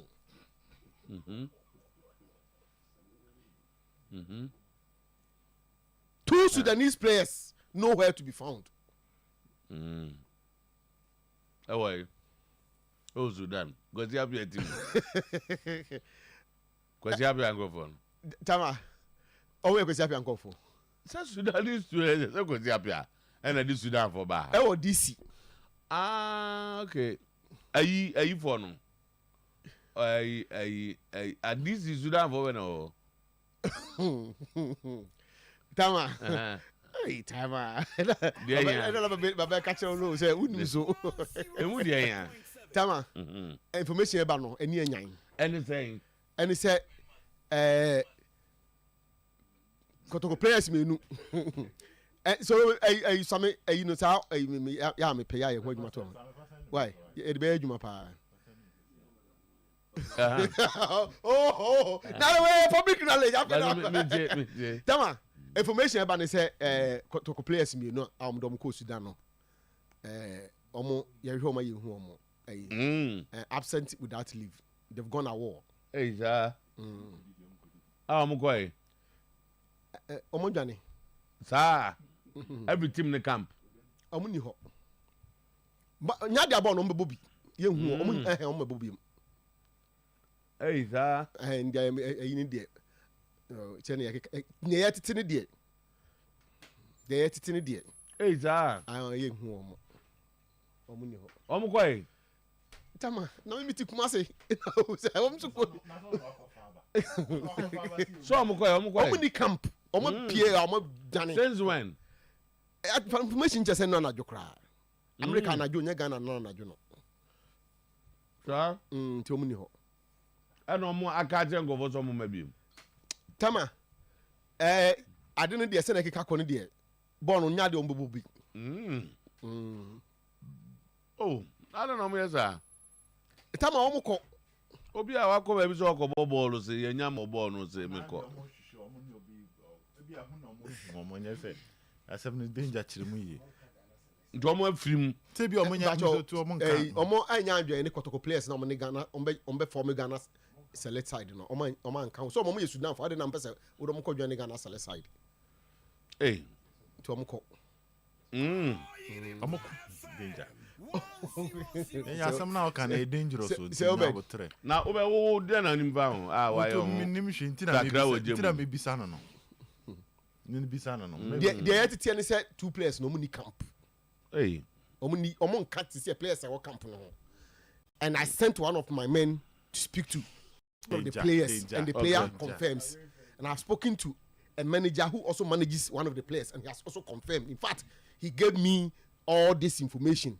Now, Tama, another one I may pick and say, one Ghanaian former radio presenter in Kumasi, now a resident in the USA by name Nana Poku, also pick 2 players with a pickup. I don't know, crown or habit my more than 2 no. I send them. Nana Poku Ben and a radio presenter in Kumasi. Tama say a voice of Kumasi or my Mohammed. Be anywhere presenter high in him. Wuni mo nyina na make yes say friend Nana Poku. No way. I'm so Edmo Kumasi ada. No minimum no. Sir. Aye. Ono so the and the Kumasi journalist confirm to minimum team no.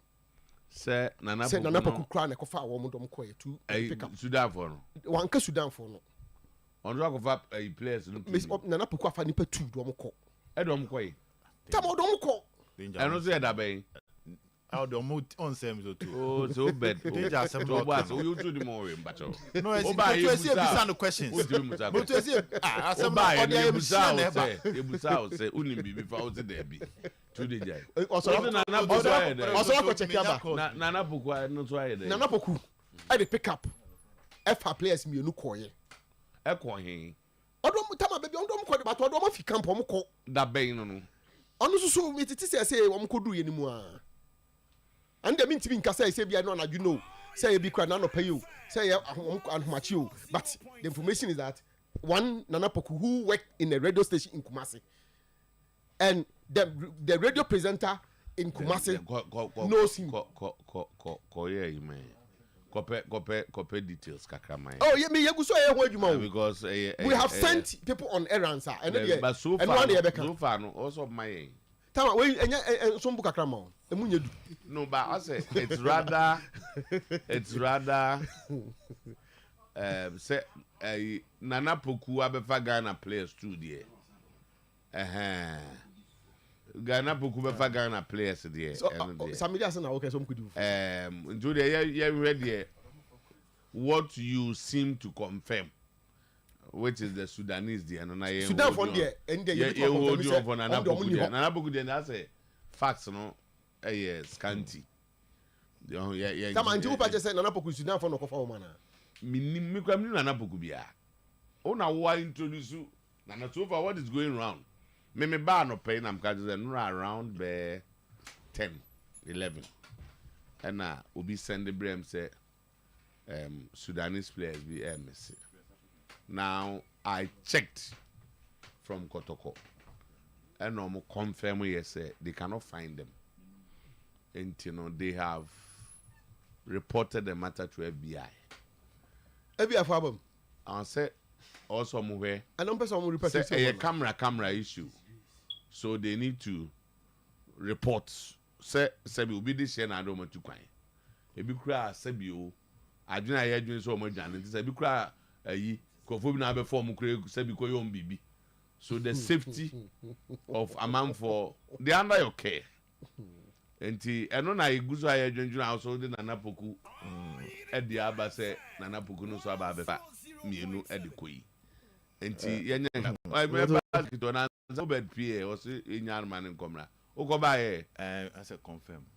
Say Nana Poku there. Debbie. Oh, they when they say confirm. And there is there. They've reported the matter officially. I know there. Nana Poku there na me Nana Poku there. But no to there me nyaka the player's passport ni na ohini bring out. Oh. Say obi a woko baby there na usually. Usually if you travel like that, your passports are with the team manager. The team manager. I did your passport now. But obi a woko baby there. Passport there there. But me to of 5 years visa. Now I sign 1 year contract. Visa dey koi. Now and so bet me aba no asa. Visa dey koi. Ya dey ko US. And then US on now. And 100 years visa. That be tiwa. Yeah, me too.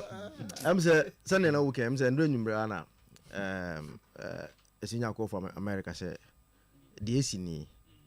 But I'm say as judgment na say enya abotre to gather all the necessary information because you're mistaken na anti enya abotre to confirm what is happening. Anti anadwi around 1 a.m. and the news came back say now they fully confirmed because after I'm returning from training no and the bama about phone and Napoku the other day mean to me and can wasn't because when they returned from training all the contingent were there apart from the two Sudanese so and as at the time they were sleeping yesterday no court player apart from the two Sudanese were the case we have to send it die okay you have been there and tossed it down. Na you. But you can say the pimple. Oh, as my can't say who the enemy is out. But I said the enemy. And as I say, Sudan for at the hotel. Nana Poku the end there. Send it down on train. Actually, ever about. For a pick up in a foul woman. Oh, that's bad for story no. I break it with the CCTV camera no. I'm going to break it down now. How much? Adding the information that CCTV camera no who say a car picked the two Sudanese at the hotel. And on the moko intino. Hey, break. I don't know who's on break here. Oh, say the story there. Break. So, or breaking it on social media no work. No, got two. Okay. Oh, say a story there. It's coming public from my source and which was time babe. Oh say what they told public now about saying oh say no pay besides Solomon they saw it sorry na public the screenshot na every man da chese oh tempentem kwa boss I say but yeah what I was say a symbol of that huge magnitude no Because I mean, I say me, and I'm saying me trying to get further and better particulars because now but me somebody sent this to me at 10:30. Yeah. No, because social media at the end there. I'm a friend as some I can as some Zakito. Do I idea? Why a boy abasu? And the assembly when you say as at now at the hotel, why we can confirm and say apart from this, we so say Vezana at the moment no a 3-month single entry and not 5 years. Okay. Okay. I think 2 people seem to. A 3-month single entry. Because usually in America, you may be lucky to get the 5, but first the first time, see, they give you 3 months single entry. But I've been lucky to win. I remember the first time. Today you get some 3 months single entry. The next time I went, they give you 5 years. 5 years. And then actually they will introduce you the IVs. I say, Juma the Emma 1 year, and those things. And thanks for the same sort of Benny, Michael, more. They seem to know more. No, that is that. They got 3 months, not 5 years. Yeah. That single is single entry. Yes. And the just one bad no, I don't know. Obed. And so so too. There's a no kilo bed question. When the team were no omukwa training, so too. And omusi from boys near Air 5. Omusi from free. Hotel training instead of 7. No, me 5. And they went back looking for Omuko training. Okay, so that seemed to confirm this. Yes. Zach, or say, I'm also having some way for say, they went to call them in the afternoon around 1:30 for training. Both of them were not in their rooms. Yes. Okay. And so it's no more about. We hear the say now. A Mananapoku is different from the Nanapoku and the way. I one side. But so no more nyama but they were not there. So omunyama back in there, omunyama no hoba no munu no. And they see and say they say bia ebi obi na form kwakwa gi omani. So but they will return. So after they return from training, still no Mumbai. I go and go training. O man go training no. Still Mumbai. Ama adia sama. Tamuni. Mo na. And the idea sama kotoko boys na kwakwa the late in the night still Mumbai. As at minuka say this morning. Yeah, I say omo the still and omo so late in the year omo here ahomachi o honom no. Still and the boys hasn't returned. Say no weekend no. Omo report the ama he say these 2 guys are 2 of our guys are missing. And now obi me here no be me say omo krom kwa there say war and omo de omo di. Now there's a war of a krom ko. I go fast man. They say already kotoko. Na no anko for cars omo ma be say. Who said the amount for Zibufu? Yeah. Chesaden agrokra na kotoko team kasiese. But if things like that, so ko give us an abenya problem. Who send go for chances. So my money say na mo ba. Oh, asaba ya botre. One part of that. We do to charge pay. Asaba ya botre. Asaba ya botre. Why when you say innocent faces. Who they look at them born refer to them. Innocent faces ah. Mu go good team any masekwa. So ati ase. Ada busumi njamuka. Ye ka man for $2,000. The journalist so edwane. Journalist Jania. Moka o Samuel. The journalist so be quiet almost so amba. But we dey me so be hu omo. Ana omo no. And I know the interesting. There's war in their country. The authorities in America no. We know Massimo. They are not going to waste time looking for these people. America so I report say team as a team. So one, they will give them a feedback. Say ebia, some of ebia no sebi bibi at home. But I get to a stage, I make catch them say, oh, there's no issue of ye who more baby and because some retention so they obviously come with them. Some who are money there. Then it brings the issue of 23 players with injuries. So, because the team said 23 plus injuries. FMA special dispensation. Injuries, and this animal we most of some koya. Oh, trip with ya hakotoko pa akwamzo bet. Ana boa. Those asebi o ha esre ya. Nana way. Obed has been Nana too silent for my liking. Obed This is not Obed. Obed. Nana go tumbo way. Sir. On the service I'm no man fama no. Went me uncle. Person Man fama no nya fe ne be. Nana is outside Ghana at the moment. But say I mean can still obi anka I mean can anyam Obed na US will be. Official was. Only US. Okay. I think he's outside Ghana. Yeah. Some guys I'm not sure so Ghana. Only he's outside Ghana. Ba US for no Mama munyayo. Nana kontompo ni afere na ode ne ya ba mo so man visa. And this. Na nze ko Canada ko UK ko those things. Na so Canada ni US nyepe. It is not the same visa no Canada. It is not like that. Move your answer visa say refusing a visa. Ante amunja isa de. Ba mo wa yanka say o ma nya de bra. It is not like that. O ma nya de bra. It is not like that. If you don't be your crown cuz say amanu you. Baba ya yanka no kwanche o ma nya de. Akito yanka chama mu a. Yanka di aba. Ni nya Not like that. Onyo bi a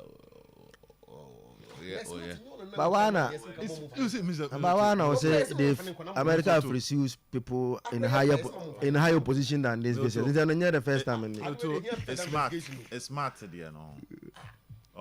This issue at this point in the IMC should be sacked. The IMC should be sacked immediately. No. The IMC should be dissolved, sacked immediately. The IMC should be sacked immediately. The IMC should be sacked. The IMC should be sacked, dissolved immediately. Yes, Pama IMC no. The IMC immediately yes, dissolve ne Pama IMC no. They said yes, the bet my no some here. IMC, IMC led by Nana Kotopo Afare should be sacked, dissolved immediately. Young Pama mo because this is proper high level of incompetency. Say player opera. No be any say opera on team bobo. Yes, I'm gonna for play say Uncle America. And not all of go. According to sources, the car that picked them is a Delaware. It was that Delaware registered vehicle. Okay. We should say opportunity comes at one. I haven't seen a door to Hamon. No, they have to be sacked. According to sources, the car that picked them is a Delaware registered vehicle. Kontompo has done really well. Where is Kofi Ricky and Piquet? They did the same thing. So I'm happy, pa. This will serve the management right. Nana say, Nana, okay, then say. So it's going to pay for the loan players. Okay, go and sack them. Hey, NATO, not NATO Francis. And more. So bad. Yeah. They going into their friends and I was just going to official handle of Kotoko for now. Which I know said they will take their time before they will report something like this.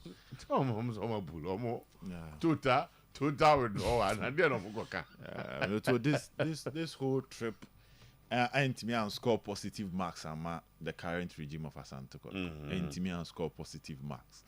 Utie in some amount for Kanya before competition and Asante Kotoko and a man for team mon signs if the team is not enough mon sign. So to a lot of a year would you monitor the conversation? Okay, so I say and go for motion. Okay, the guy who sent me this thing at 10:30 and I still to say they went to call them around. Or see the number plate that picked them was a Delaware registered number, so they passed through there. Yes, single entry trim. I think only Najao got 5 years. Okay. They will seek asylum and that's all. It was well planned with their people in the US. No, Say to question mu. And omu din komo so bi anti bi o meka Sudan kasa. Na omu Arabic. No say Arabic sem. No, they speak Arabic. Nya na ka yo kasa omu krum kasa. Obi aka Arabic. Apart from Arabic, some more. No krum kasa. Arabic. No, but their language is Arabic. Na is a Ghana language there. No, Arabic no mo. No, say Ghana language English. Suggesting. But it's me kasa for frapa. Minim de adima make minim. Egypt, Sudan, Tunisia, Algeria. Kasa for be anywhere omka no omkrum apart from Arabic. I don't know when I'm asking. 95% Arabic. There's omo kasa. Oh, so more omutimi eke. No way there. So where official language? Ghana ba. Say Ghana lingua franca. But Ghana yetias is here. Yes, English. Says Akito any obisia. Says so fantin. Nti one Arizo Tifanti. What maka fanti. Outside English. Outside English. Ghana kasa no. The Arabic no there.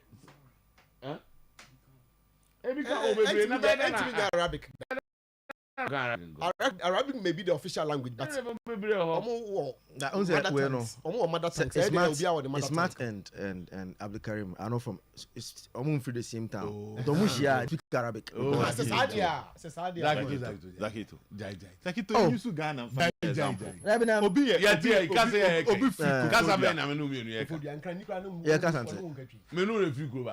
That because are we not speaking to you? The difference is that we're different. We're different. There might be languages. English, but say Yoruba or Igbo. I think the tournament when it comes to the most spoken languages are Dinka, Nuwe, Bari, and Zande. For innocent entry. Okay. Just imagine this thing happens under Nanaya and Ponsa. Time. Okay. I don't ask them to you are not interested in any there's no place proper footballer. IMC should last for 1 hour. Oh, IMC should not last for 1 hour. You see that you have given an opinion. Yeah. Okay. Me just also be a challenger. No, but when you're interested. I don't think so. Say the Chema, I won't say clear. By close of day, no, normally better home more than why do you want to force your opinion on everybody? The point is, so you see, I also interested. Who force that should be sacked immediately? I don't think so. What do you think? But what do you think? My opinion also. Me feel say team too quiet. Say I was part of the delegation that went to London in 2002 ahead of Kotoko and WAC. On the way to Casablanca, team no far. We were at the Heathrow airport when this report came. Yeah, say Ninja Ira. The report was fired. Fired within 1 hour, 2 hours. CIA came. Then go for air can do okay. Go for Ninja returned. Ninja returned.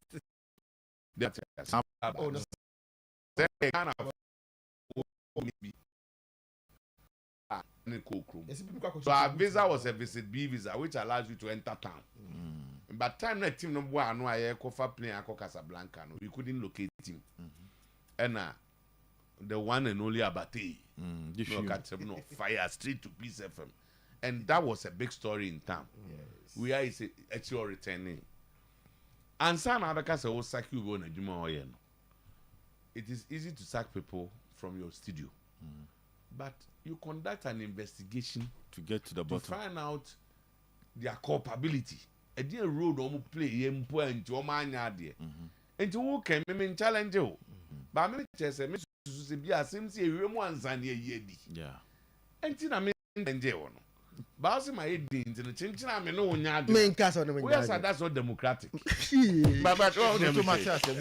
Because go to at the moment, at the moment, Nana Pinkra any US. Bako Chogumo. Coach Akwesi Apia, Ewo, and he says, so Libya. So now there should be meetings to know exactly what happened. to find out, to get to the bottom of the issue.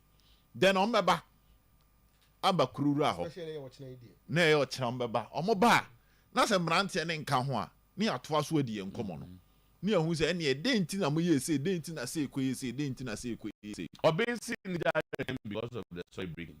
So and say or cousin we so the story breaking ebi a story na ba omo tiki ebi a so to newspaper say ba be twa ebi e ba be declare mo wanted kra na say I'm just saying me see ebia man ka say me see ebia na ebia no na kwa generate heat no ebia we be kokra na Ghana ni bi ho no aton kra say mehu mo ha mo be fa ma ade na mo fa ma ade den embeko. So it is not the best of news. And the so G2 Mr. 2 and yasemwa ayasem de the whole situation surrounding born akot kokobo US players 7 e ko later bi ba be kan we bi enya visa ye twam ye mbo biem then enra na kuchugum akugina DF community ho to not atuja so they all ma treat you ye ne they will put up a good show.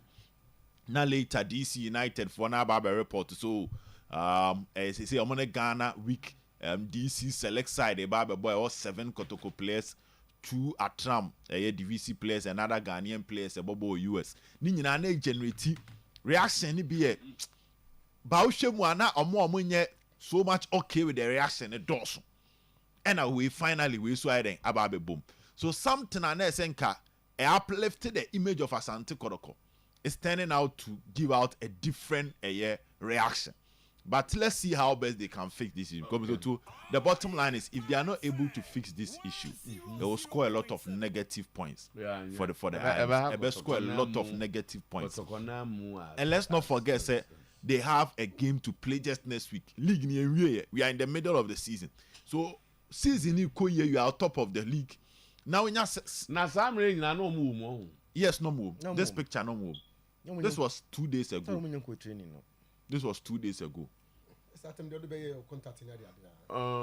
This month at last. On the section. Na kwante ben. On the section on. Na ba ko no monte ben. Omoteben. Omoteben. No go say. Trips omo hia security experts like that. Ni gwaze come on na ndibom kra. Home separate. Home separate from so I think they did not anticipate that. But at any point in time, you anticipate. I'm so to omnet to hon. I'm gonna tell us. I'm gonna search. I'm gonna take Emmanuel entry. Oh, the chen na when. Almost a kotokocho anyway. I'm so to say. Only new papa na man for susu pa. People were thinking of Billy. Oh, David. Me so to say Billy I can a 3 months contract. Oh, no sir. Aha. Ebi so na poku de na eblia who knows you to where because people are silent on the Napoku story for far too long. I think the boys are still working. How come in the last 30 minutes to 1 hour? That's no, what you present the Reverend Napoku Kumasia? Maybe Nana Poku you radio row. Oh, on the time you take. Or a new tech near the Nana Poku presents that dear. Me dey sale ko catch them. Ebia ni din no. Nana Poku. Dabi, nye Poku wan so. Na. Mpako na one make us oni se me Poku free pa. Nana Poku be also busa. Also no station be. Mo 20. So was my head, we dey twem ye ho. Issue no nye pleasant. Nana be was me kan just say. Mo to issue okay. What's me kan just say what's na who say what they are hearing more. Tama and friends platform so now all year na Oto issue no nye pleasant. Then nti o meto aso abobon ha na DC select side say them select side the more can we be make am na so to nti we nyina asi afutu be mpa na wo hia se obeka se ball no eye o de asi no players na not psychologically ready for the game. Which players so to the asi but I no pay na me can say you are all underestimating what is happening there. You be a enter. People have bought tickets to go and watch a football game. Omatia says on me here, even though you go players and kwa. And the Okasa or mobile now, what happens to the tickets? Are you refunding them? No, Boise on. And in Kumasi. Who got there? Asante and Kumasi. Oh, me kasi Kumasi man cash and no, Boise FM. Okay. Yanapuku no Boise. It's no Boise. Any minimum. Hey, any assembly. Now, time FM is no Boise. Yanapuku ye. So no one is the owner of Time FM or Boise. They were no. Imagine, say, also more because 2 players have left. And no two say. No, about where the Bono. And no man, and no man, and no man, Bobano. Oh, no man, Bobano. It drew baby life about signs and signals. Oh, ye any pay bua, dear be out to be beat me Casachero.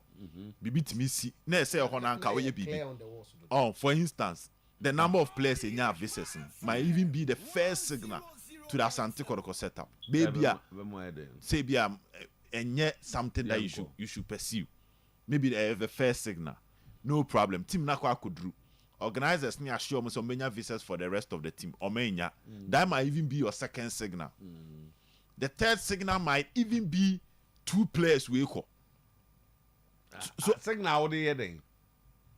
Signal to listen to what the people are saying down there. Because to most people, which people? Ghana has a lot of supporters are saying the game no and you can say team nebo. And I mean is out there, pa. It's out there, pa. May say American more. Yes, me too. More Monko was 1.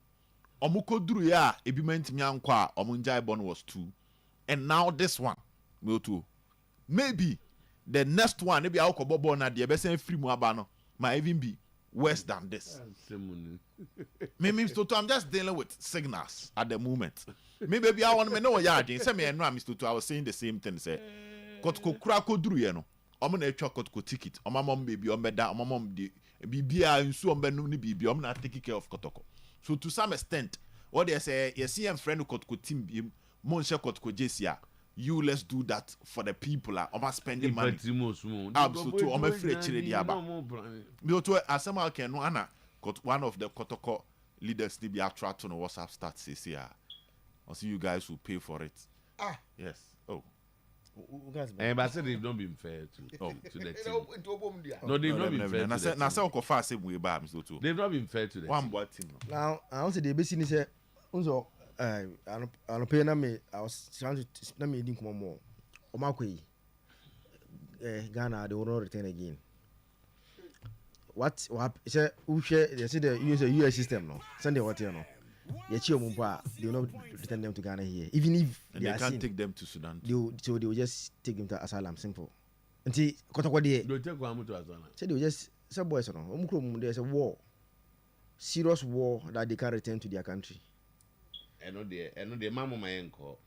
So when you grow on our own by. And so what we are working on. Ah, na ne bo wi ne kwa America way. One baba you can tell me bobo la ma o but if they don't come back ni patrimo sumo. Ah. And now what's wrong baba? No. No, me go to ni patrimo sumo. Because who tie no, I'm leaning on it. Oh no, Zakito say you are somewhere bar, but seriously speaking, how are Kotoko treat these players no? This is not how they should repay Kotoko. Treated me in America. No, treated. On say we are all tempted to do evil, but to sometimes there's all conscience. It me work it.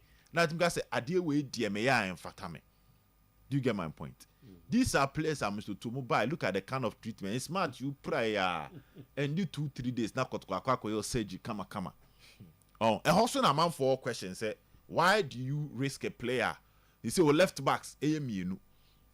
But we know a prayer or recover. Kotoko publish his statement. Say, obey this 6 weeks. 6 weeks in the Colonial D4. Indeed, even 3 weeks. So why do you take him there when you know chances of... Oh, and the quarter change same baby. Mammy heard the other side. A dear bonnet na Kotoko so be some player away injury. Na why surgery we recovering. Now when you American visa, let him see Pepe Muyemva on come home. Just be part of this delegation. Experience America and come back. Once I see na papa nyina da ne bone zutu sa na akwa akwa bafo wa asema make in that context say why you visa you are recovered why you we dey hear do kobi Na question kurum ho bi na. So they also have memories of America. The money akotoko so yeah. And they can ka and so enu ni chemu dia. Enu tina takito si enyu omadi no. No me to ho de ma. Some can say entry. Say me member enyu omadi no.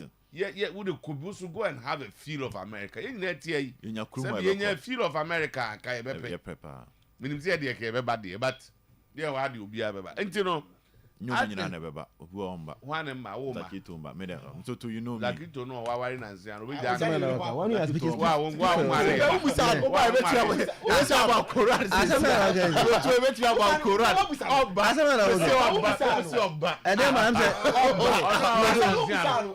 edem nyina bia me yim so to free mu on there yeah I'm the only person who have in terms of Mama apply me nya bi da. Me was my apply visa da. Me apply visa da. Eti wo apply bi da wo de wo obi am.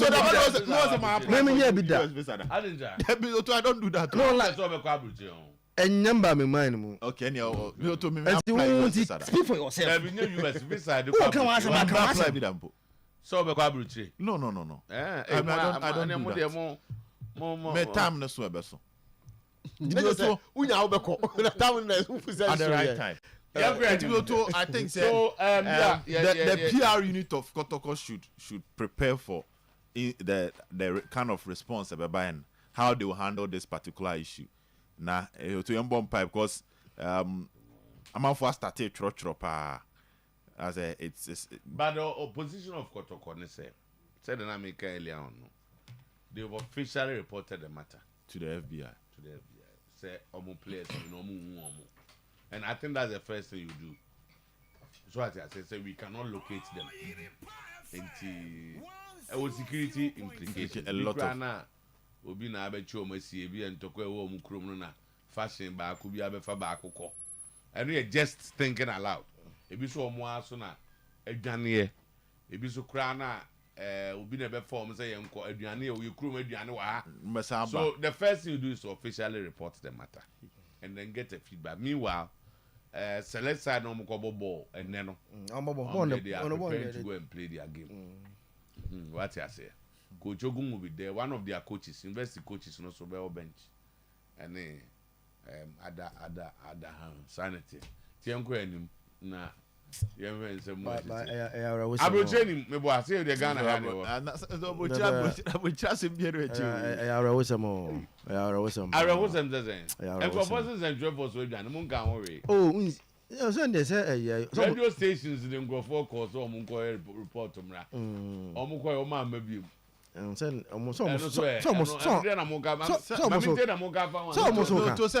amfa enkan say obi ambo ma baso ba me say you say ya rehosem no na make say mo say to no ana difference wo mo to say no news media houses no amount for choro right now this thing is going viral. Okay ndinya the crop and you can imagine Asante Kotoko how other media houses outside Ghana almost say might even pick it. The American embassy is vindicated. Are they vindicated? I don't think that they are. That is not. You know why? They are not. Yeah. Because if they are vindicated, they are. Omo bisa no mum na ama no. Omum na adwan. Nti omo na mo anyo adwuma yi. Ebi ankomo mo ha kra. Mum gom no beba. Kom beba. Nti but it says a putu stringent measure. It says next time Kotoko the Kotoko brand no. Might have issues with the trip. And those who are been comparing to the individual journalists or to make none of them is half close to the brand Asante Kotoko. Media ma phone na buy. Obia buy. Actually bi kodi but obia buy. Obia return. So but no kodi asim bi eni ho. O say no ba. So omono about 5 of them had 4 and 2 years. Contingent no. Name 5. Enya between 2 and 4 years. And they can nya 1 year. All right. So Yanko Zach, yes I say Yanko. Yeah. We spent a lot of time on this. Yanko enim. But for Ebon we you mama at 10 o'clock. Yanko I interviewed Francis Akwafu. Exactly. Yeah. Bon. Akwafu raised a lot of issues. So enumna let's say about 40% of Ghanaian journalists. How are we getting the events? Boys, and it's a cause of start answer. Boys, no way. Because Obeyaba. we the one only in Kasai, Wadaroma, ojina hɔ anaasɛ obiemu kakraka obiem yeah because I'll be interested in when you be who say obiem no say omayen you be say obiem some feather obiem tu be go start and answer say an dey go say na nsem no ya kan wi o say start one ko buy when say why yes I you kaka necessary aba fully me nim samen head of trust na nim samen head of trust bit match because we not because be eja wa ba na we are the whole now bona ba when you tempura 10 o'clock we air this like 60% of us no anymore no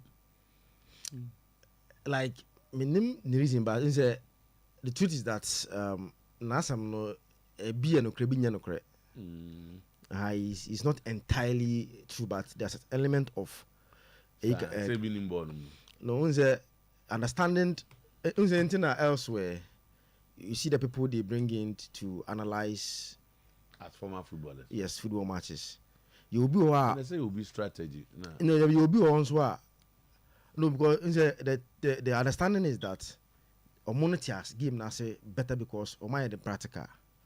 And you'll be very debatable, right? No, that means me the other side. Ebi musu fees, ebi musu the other side that Omonye no practical no, but he has osua. And otiase. So, enti ono no use ono so. This for instance, I'm for bit same man say. Let's give a very practical. Say come there boy.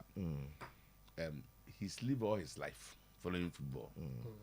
By 16, 17 years or more, he was a ball boy before he went to school of journalism.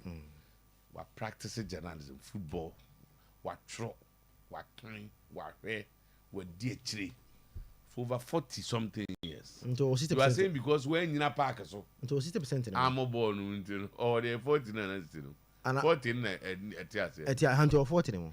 The sister near Hama. Some people say most, no,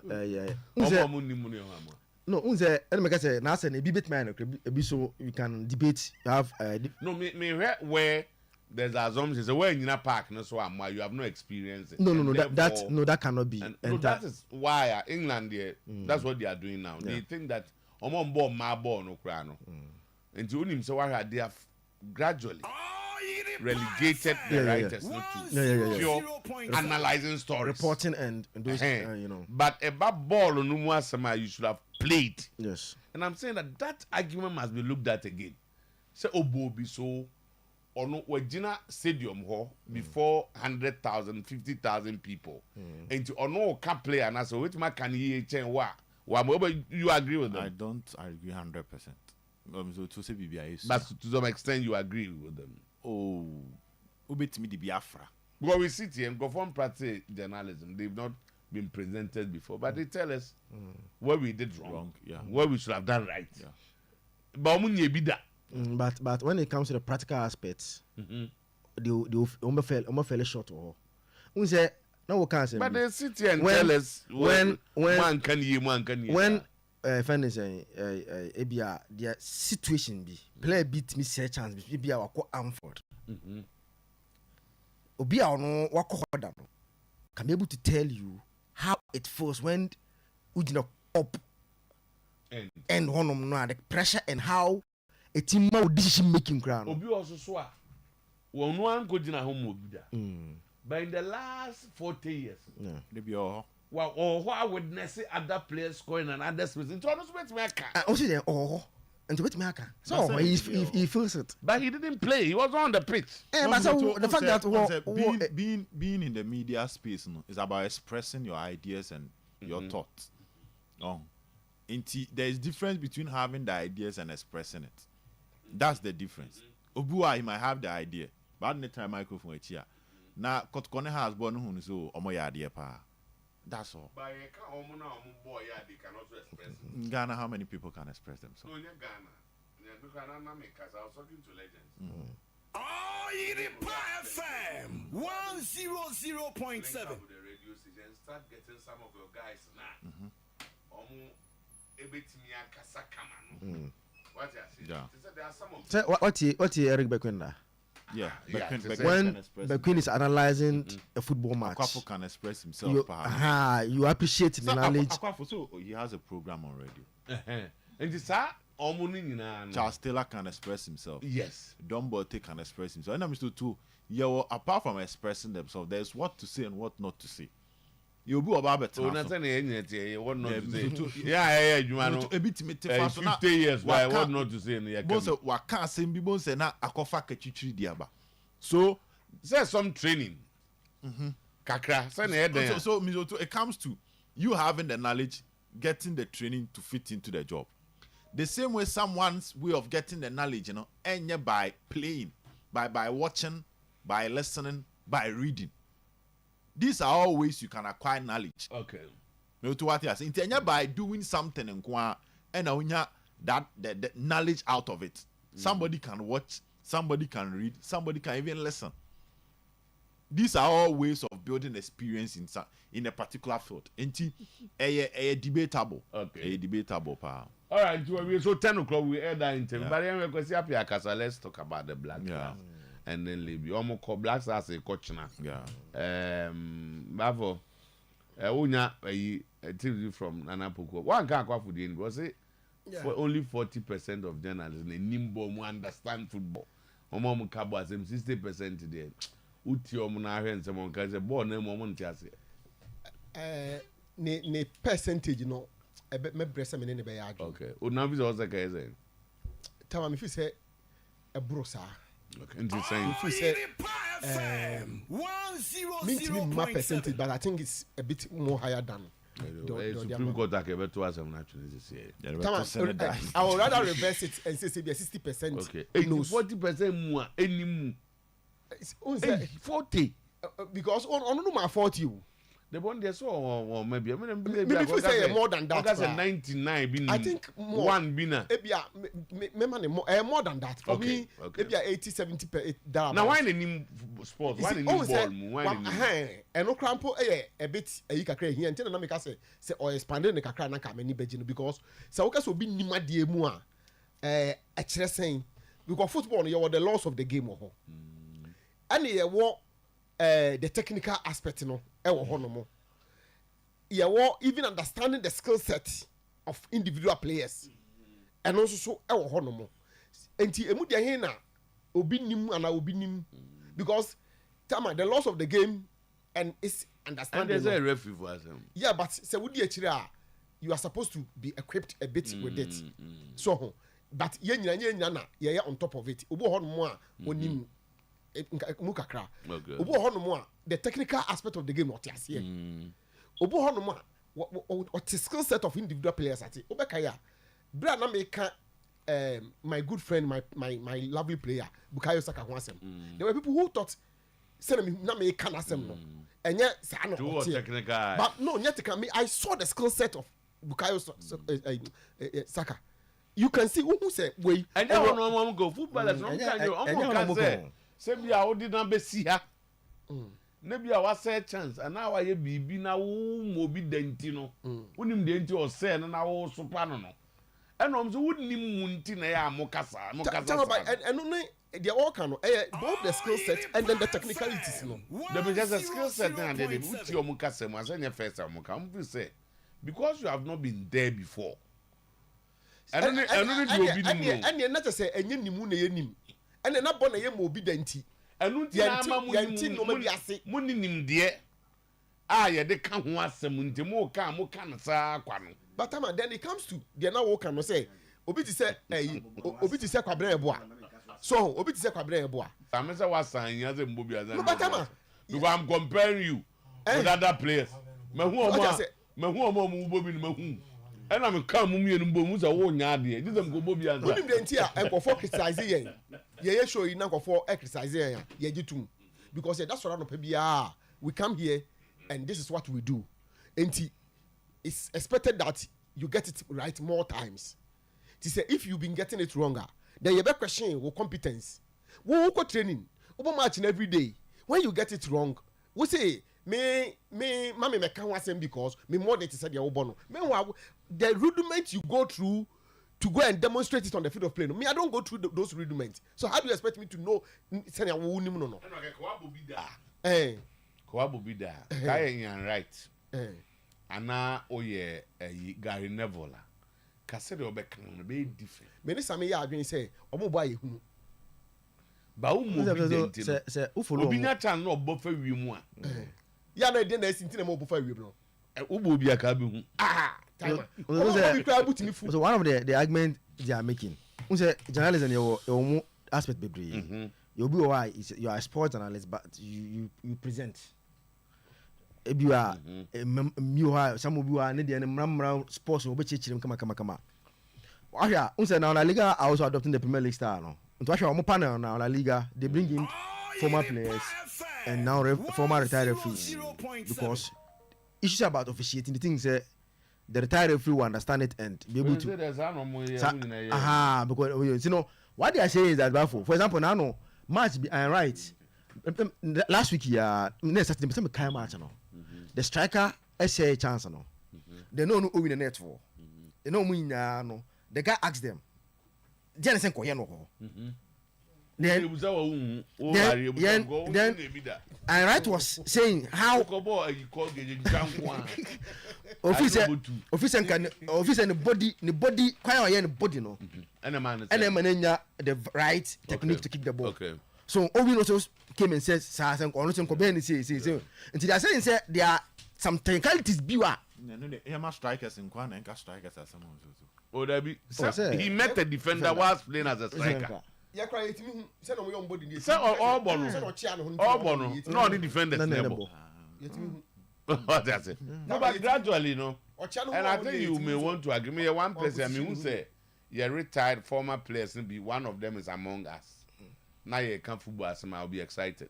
In fact, I discussed with George Kennedy. It's almost movie for that because if you don't bet me a boy, yeah, kind of from emotional point, you know. Bet me, like I said, there be beer. So Jina Baba Yara before 40,000 people. Yeah, na and to say what to wear condition more I will come ball as him. But I can say, oh, former retired footballer also here. Oh, me the ball of the air, why idea? Exactly too.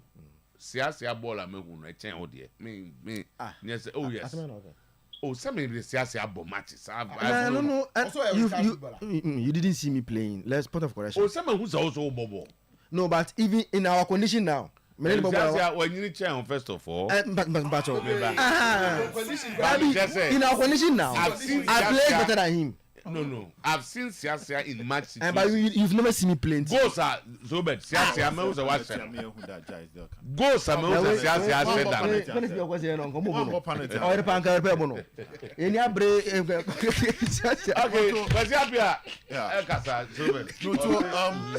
Sudan game na yɛ kɔ akɔbɔ no a miracle but was what steady Ghana AFCON qualifiers now your one goal and the Oshio goal Ali Dusedu goal which was aided by a deflection against Nigeria and then a modern ball so far in the competition one goal Ali Dusedu na share in the team Inaki, Semenyo, Jordan, Kudus, Pate, Ernest Nyama, Fatawi, Shahaku. I said one goal in the qualifiers. One goal in the qualifiers. And considered saying? I conceded 2. In 3 games? Yes, until negative. The only game we keep a clean sheet was the game we bought against Sudan or Ghana. Hey. The idea in I believe we saw Ghana, everything I qualify when we win all the remaining matches. You know? We should see a different performance, completely different performance in the first 3 boy than the next 3 near born. And yeah, I know they can't say, oh, yeah, we need 3 now, can qualify, so I can, yeah, I know they can. Because born in the air bombs to Sudan, walk against Angola. Any who boy Ghana, Ghana have boy against Angola. You who boy Niger, no to. AFCON say, oh, check here. I can see funny check, get one on place you. Yeah. Or do you actually Togo send 5-1? Togo they say first goal. Or better send 5-1. Although 2 position, I'm going to say, next game, no, Sano Bar, or the card in who cracked also. The first game. Yeah, but that who maintain it, say, Ghana, has enough quality players as compared to other African nations. Oh yeah, individually. Why reason issues for? But also me tell me I know one by one and then can compare. Can think I'm fine ra. For Nigeria lineup. Okay, I'm for Nigeria lineup and this year and now. And Romo de Bali one for some keeper no. Now Stanley on a die. Oh, even this year. Stanley. Yeah, I'm fine. Before how you are performing or South Africa. He plays for one of the Nigeria. My man pick it Nigeria. Any. One more match in the lineup. No, some sure on the lineup. But man, we don't have that quality that you guys. Nwabali, about cheaper United. Comparatively, no, do compare Atizigi in the Swiss league. No, and they woman in Adebi. Is Atizigi? Yeah, he's the number one for our boy Europa League and those TCT. Europa League, not major saying. Oh, come on. Cheaper, what you say? Cheaper, no, what you say? Obi cheaper. And yeah, okay, all winning and now concede. All concede. I don't know. Concede be out there Europa League, maybe. Yeah, sure. But for a goalkeeper to be keeping in a team, what me out Europa League, and you don't compare to cheaper United. Oh, but we're simple knowledge. I'm about three back of Inyem Mache, Trust Ekon and Bassi, Fulham in England. Our left center sided a Salisu, Obo Monaco. When all compare ye, Salisu seen Bibri. Oh, dear. Bakubo Monaco, what Champions League Libya. Trust Ekon, Ebo Al Holud. Al Holud, Saudi Arabia. Our right center side Mayor Jiku Fanabachi.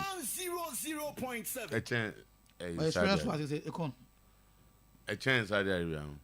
That's it today. It's offer trust a corn offer a today Jukua. Me just say a channel, me say me musi pobina me cause the Turkish league is better than the Saudi league. Me in fact Turkish league no me say club na Fanabachi na obono any standard no better Al Hokon no obono.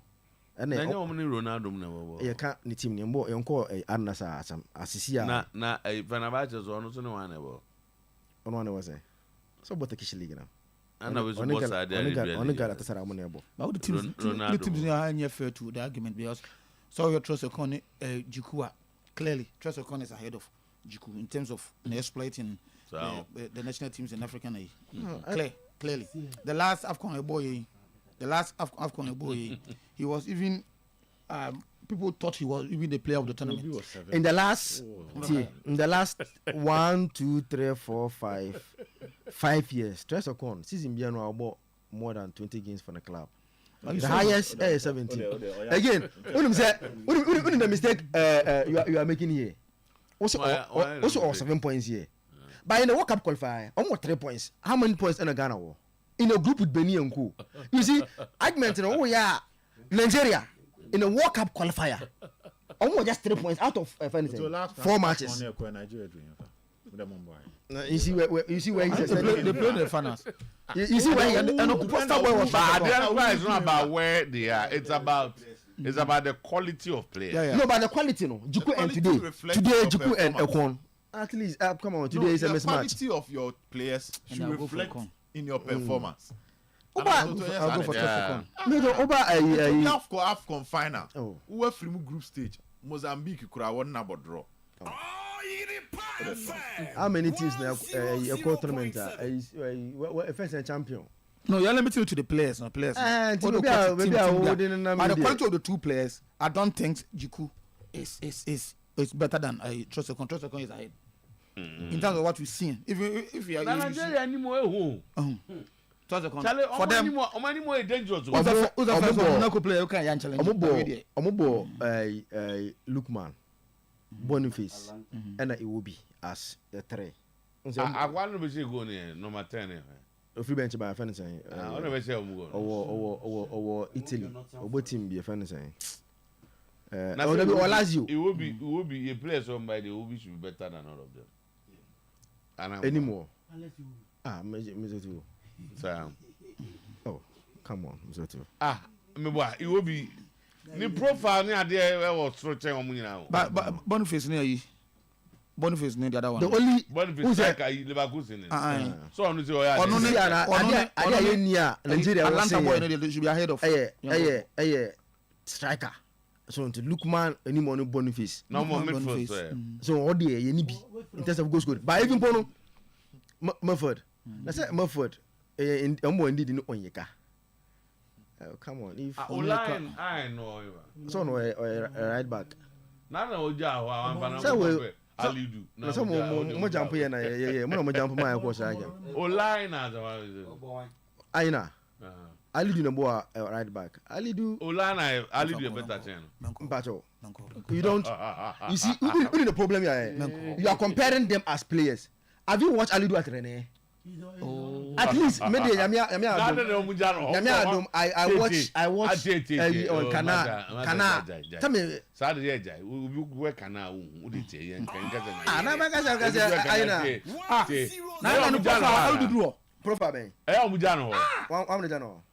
Omuja bonombo rene no mba no majano ana. No, so Alidu to Aina.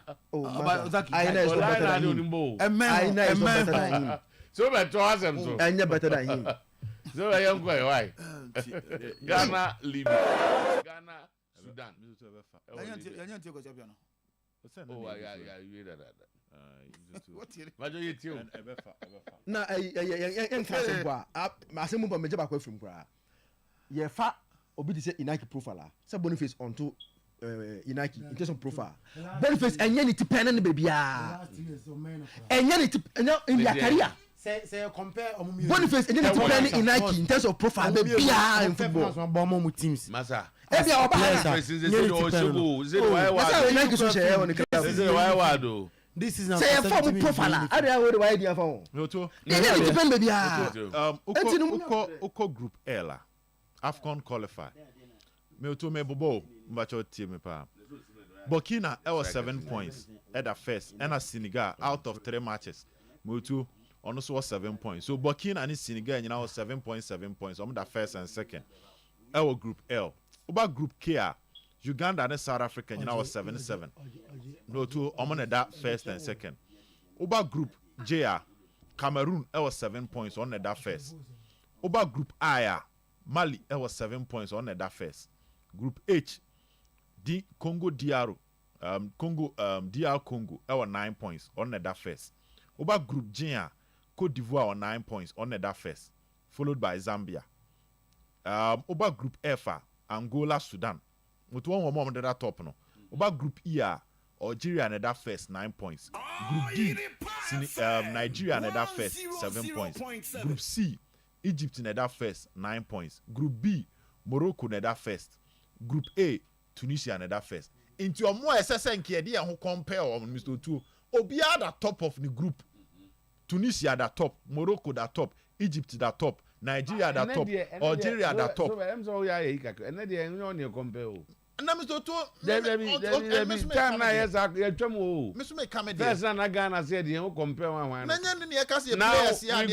go to AFCON. Yeah, we go to AFCON. We go to AFCON. The last 2-3 editions of Cup of Nations. No. Yeah, we. So how can you have top players and you get this? And Kambum and your question, oh Kambum ye. You can't agree. You can't Africa. Africa, but England were in the finals of Europe.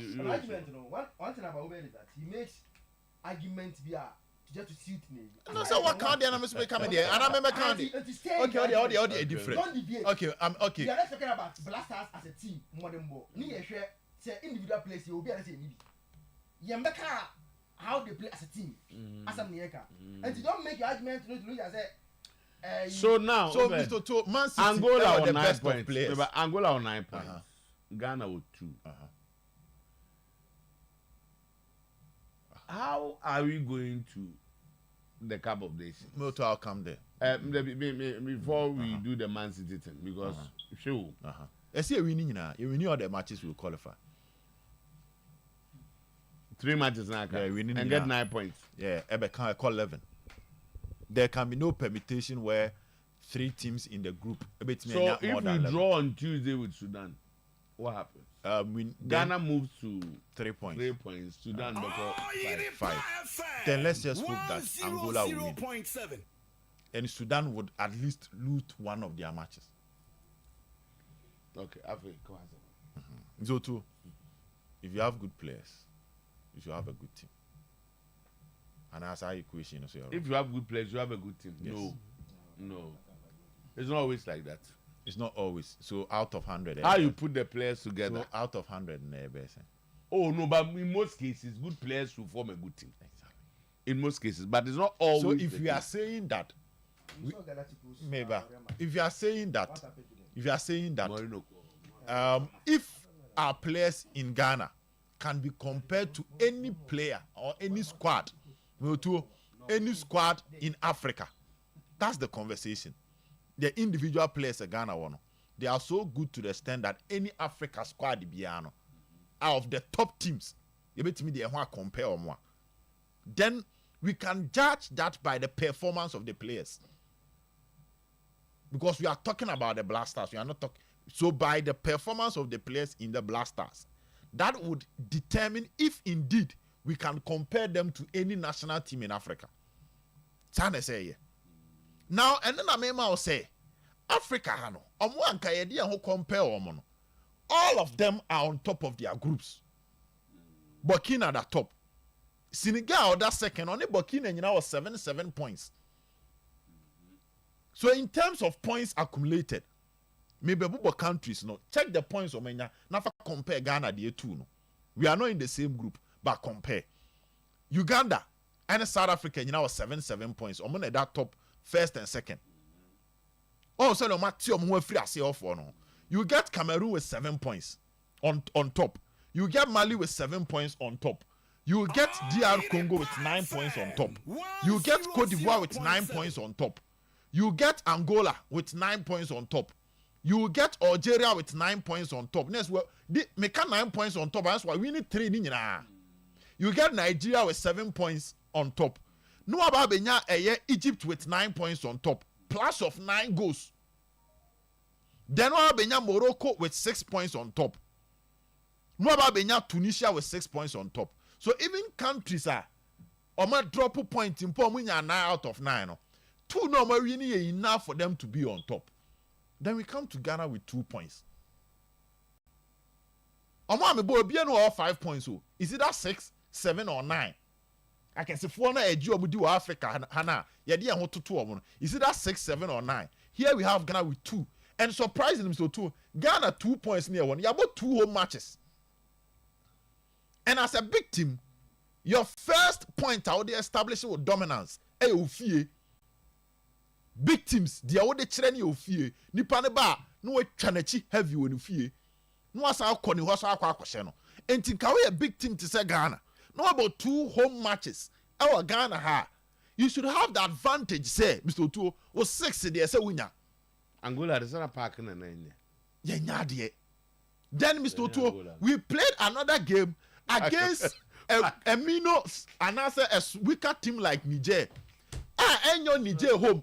Our neutral venue near Kobo draw. And to send your stage in a set Yamaya. Cassette Yamaya because we are having the home advantage as a big club and we are playing against opponents. Sudan they born matches in our home away from home. Sudan home matches in about neutral venue. Niger at the moment is not playing home. And if you get this advantage, now you're bigger. You should be destroying these countries. But that is not the story. Contrary to what we are witnessing, contrary to what we are seeing, it makes it difficult for you to tell me, say, this is a good team or this team can be compared to any team in Africa. Okay, Santi, and no make us the same way.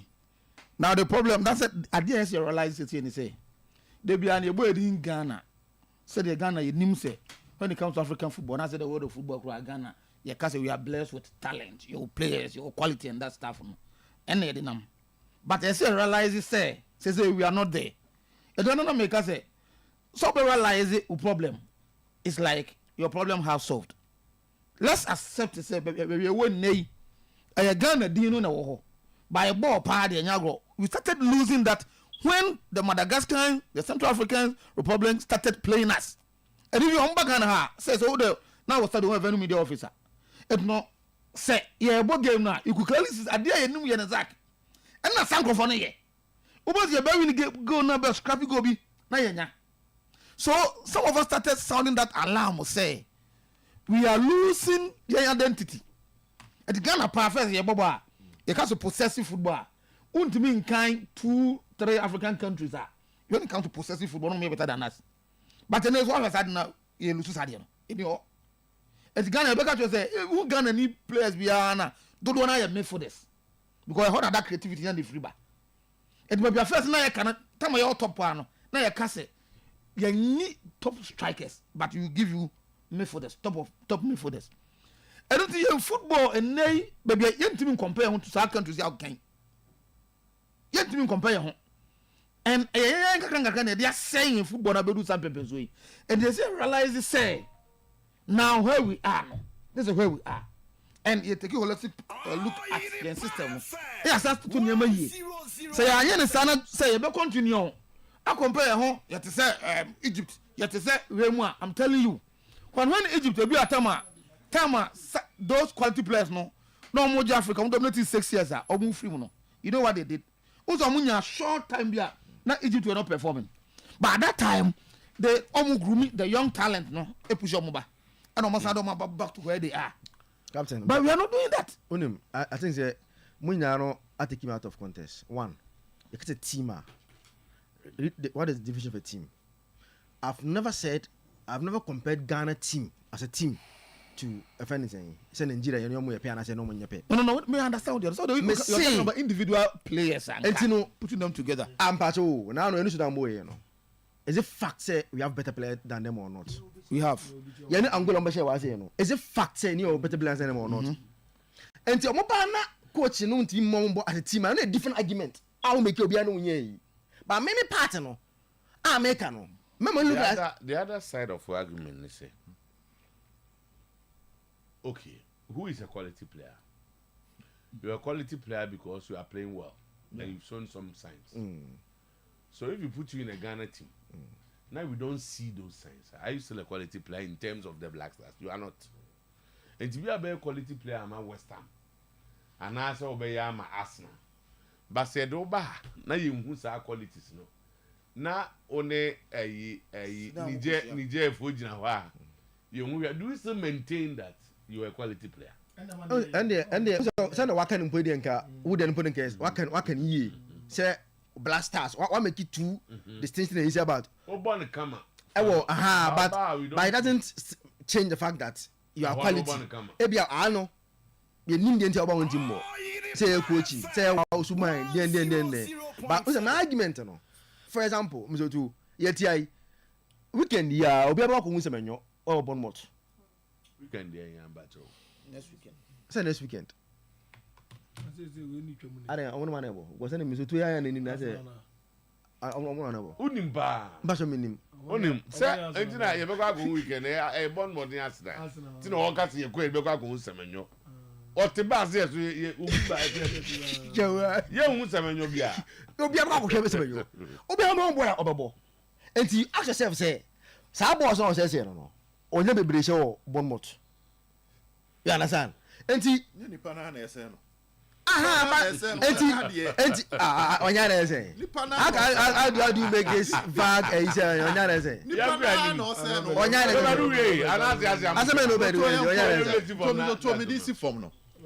The fact is, we need to win 9 out of 9 to get to the to qualify. That is the any mathematics be a yes, and so Angola. Angola next game is against Niger. Away. Yeah. A win. One win and they have qualified. Yes. And one Angola was her last 2 games. They may not be interested. Which includes Sudan. And Ghana. Sudan. Ghana and Sudan. Yes. And yet to Ghana's advantage. But the difference is that Sudan the any home. Sudan ni home. And Ghana the any Angola. So we will be going there. Angola game now. And I'm still to don't rule Niger out because Niger at 1 point. If Ghana and Sudan border Niger, we need 2 now. On also beating our qualify. because no Ocean Angola na ba ebia onko akobonu Morocco e opinion. But that's how they have played. Because Angola from Angola won because they are playing at the okay, that's a different because Sudan now. If they're able to beat that was Sudan, close. Last Sudan show 1-0. Yeah, 2 cheaper. So I'm say Sudan. Say Niger so to Michel Sudan there. Niger to Michel Angola. And if you can get back on, I say Niger. There is a Niger Angola, and Angola be can. Na Ghana board no, and Angola be can. Which means someone here match no one home no they will take it serious. The home there, whatever it is, they will take it serious. No, answer. See about call at the time of my qualifier. It is a different conversation. But before should Niger fans, no? Should Niger beat Angola? They will move to 4 points. Then Angola will still stay at 9. In that case, Ghana have to beat Sudan. So no Ghana and Sudan. In whichever case, Ghana has to beat Sudan. Simple. The easiest qualification way is to win the 3 games, and we will be a mathematics. But if we drop a point against Sudan, but just as I say, if Sudan should beat Ghana on Tuesday, is that the end of the road? And now you have a chance. You slim chance. Okay, in that case, Angola Angola beating Niger. Okay, so they will move to 12. They've qualified. Sudan beats Ghana. They move to 7. And we stay at now 2. Ghana with 2. Yes, now 2 matches. Now 6 points. They say so it was Sudan here a draw or a win in any of the matches on Bebo. And they've qualified. And Tuesday match, we don't have to lose. No, we don't have to lose. Like Monday. We're going Monday, 1 o'clock. Monday.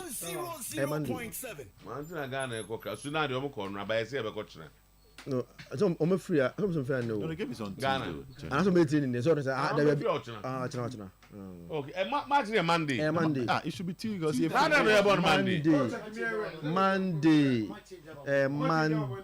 mean, let me say Monday. Monday.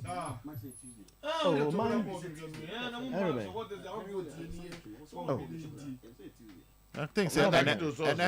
And I saw a publication from I saw the publication from news on Monday from Ghana Football. Our man announced your schedule where it shows that they will go and train on Monday with Sudan. Okay. Because some free Ghana or China there, then they have to go and train one day and that day. The game is Tuesday 1 o'clock. Yeah.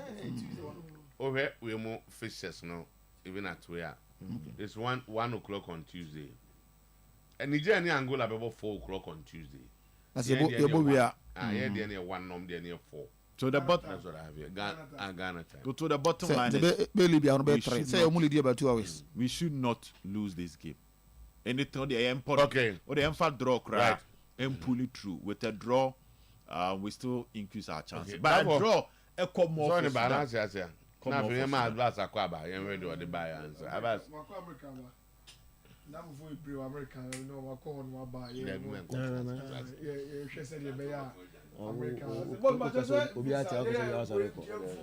Are you addressing the microphone? Sir, visa no.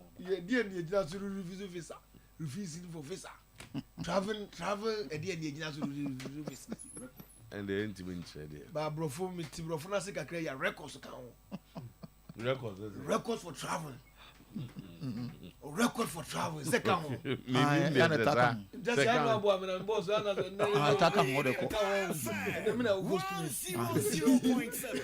Why you boss of you? Oh, host to me. It Chucky said it was a visa. Travel record. Second one.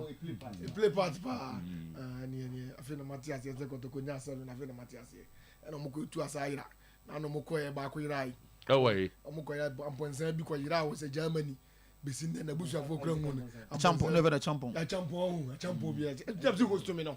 Yeah, macro boy. Macro boy na ha busa for besin ne. Sika ba de. Sika ba sika. No be wa yira yahuno. No be bogard. Wa yira besin ne yahuno. E go for US ni. Wa yira be hunu. Ko fe ma yira ni. Where Ghana contingent? Ghana contingent. Where engineer which na adrep sa. Ana Kamara so na. We nyina kama muzi edwane. Ono swag. Onye we bi na mumra matwin we so. On swag. Bagi. Oh blé. Oh blé. Blé na shell back no. Blé west. Omo madosun. Omo madosun. Ya hadi ya. Omo nyina baba. Go for it. Oh NBA champion. Ya we ya the next time we akran take we fa ma omo.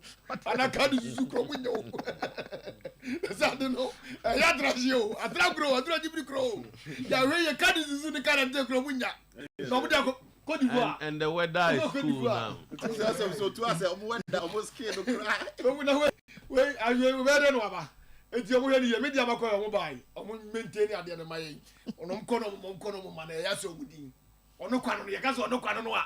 Ya se ogudin. Ye nka mfa ho. Be ti ase. Ono kwano no. Ni wa heye. Ba ma feel blé o blow ni tina na. O say no de ko. Wada ti. The last 2 weeks you say no. Onse o ti awon ti ana ball ni ye mo. Ye di je o mo ho. Ball ti aye mo coach ye press conference ho. Cheche Ghana for no mu. Ada some ni hasa. The match ni be siaba. Match say ni kiyeko. Ye rusu wi koto officer ni di second. Ye rusu wi officer ni di second. Na mo officer. Ye Na first go review so ma wo na ko de ma. Yey. Travel record. House of Folk, what is over there? Upa check says the House of Folk 1911. You took up with your manida. It's your numbers in the homes here. You the House of Folk, yeah. But in recent times, so I squab Rujachu. And you go yachepa. Becoming kind and say, as a quab. You go yachepa. Achapa. See a book with Johnny Betraya. See a book with Johnny Betraya. Sabra ko ri ye mfe. Ye be ko no bi dware ye betra ya. Ye betra ya, uti hu ka mo si aboy da utirim. Ye be ni ade ade. Uti hu sakola, wo se ma boy aboy atum. Me na mdi bitire ho ni ye ade ade. E bi utirim ko e be hu. Ye ti ya, na mo si boy ye mo, ko jisu ye press conference. It is that ye ni enfa. Ba sa say ball wo. Ball we ni die. E wo se ka has na e ko. When ye di second. Ball na say ball when o se na ke ko. Asa enfa no. When ti match ni nya. Ball no time na so. Esu wi are be pon. Ball no. Ye receive ya so, ye receive from visitors. Ye di second. Bibia first second. E di ye de second ko. E na go fu ya ko. Omo ko ya di akwa kusi. Babo nya mo te. Ami ma che ko wanji. Intro. Ami ma che ko wanji. Intro. Na wo cha. Boss we mi kakra o. Za. Honest over Africa ni bi no. One pass we wanji station o. Kwa de shema wanji station o. Obi anu e befo. And I'm saying, what do you call Bamba so anasa de shema wanji station o. Babo e nko. Sister city su ko fun e card o via obi afubi. Obi afubi o via. Eh za.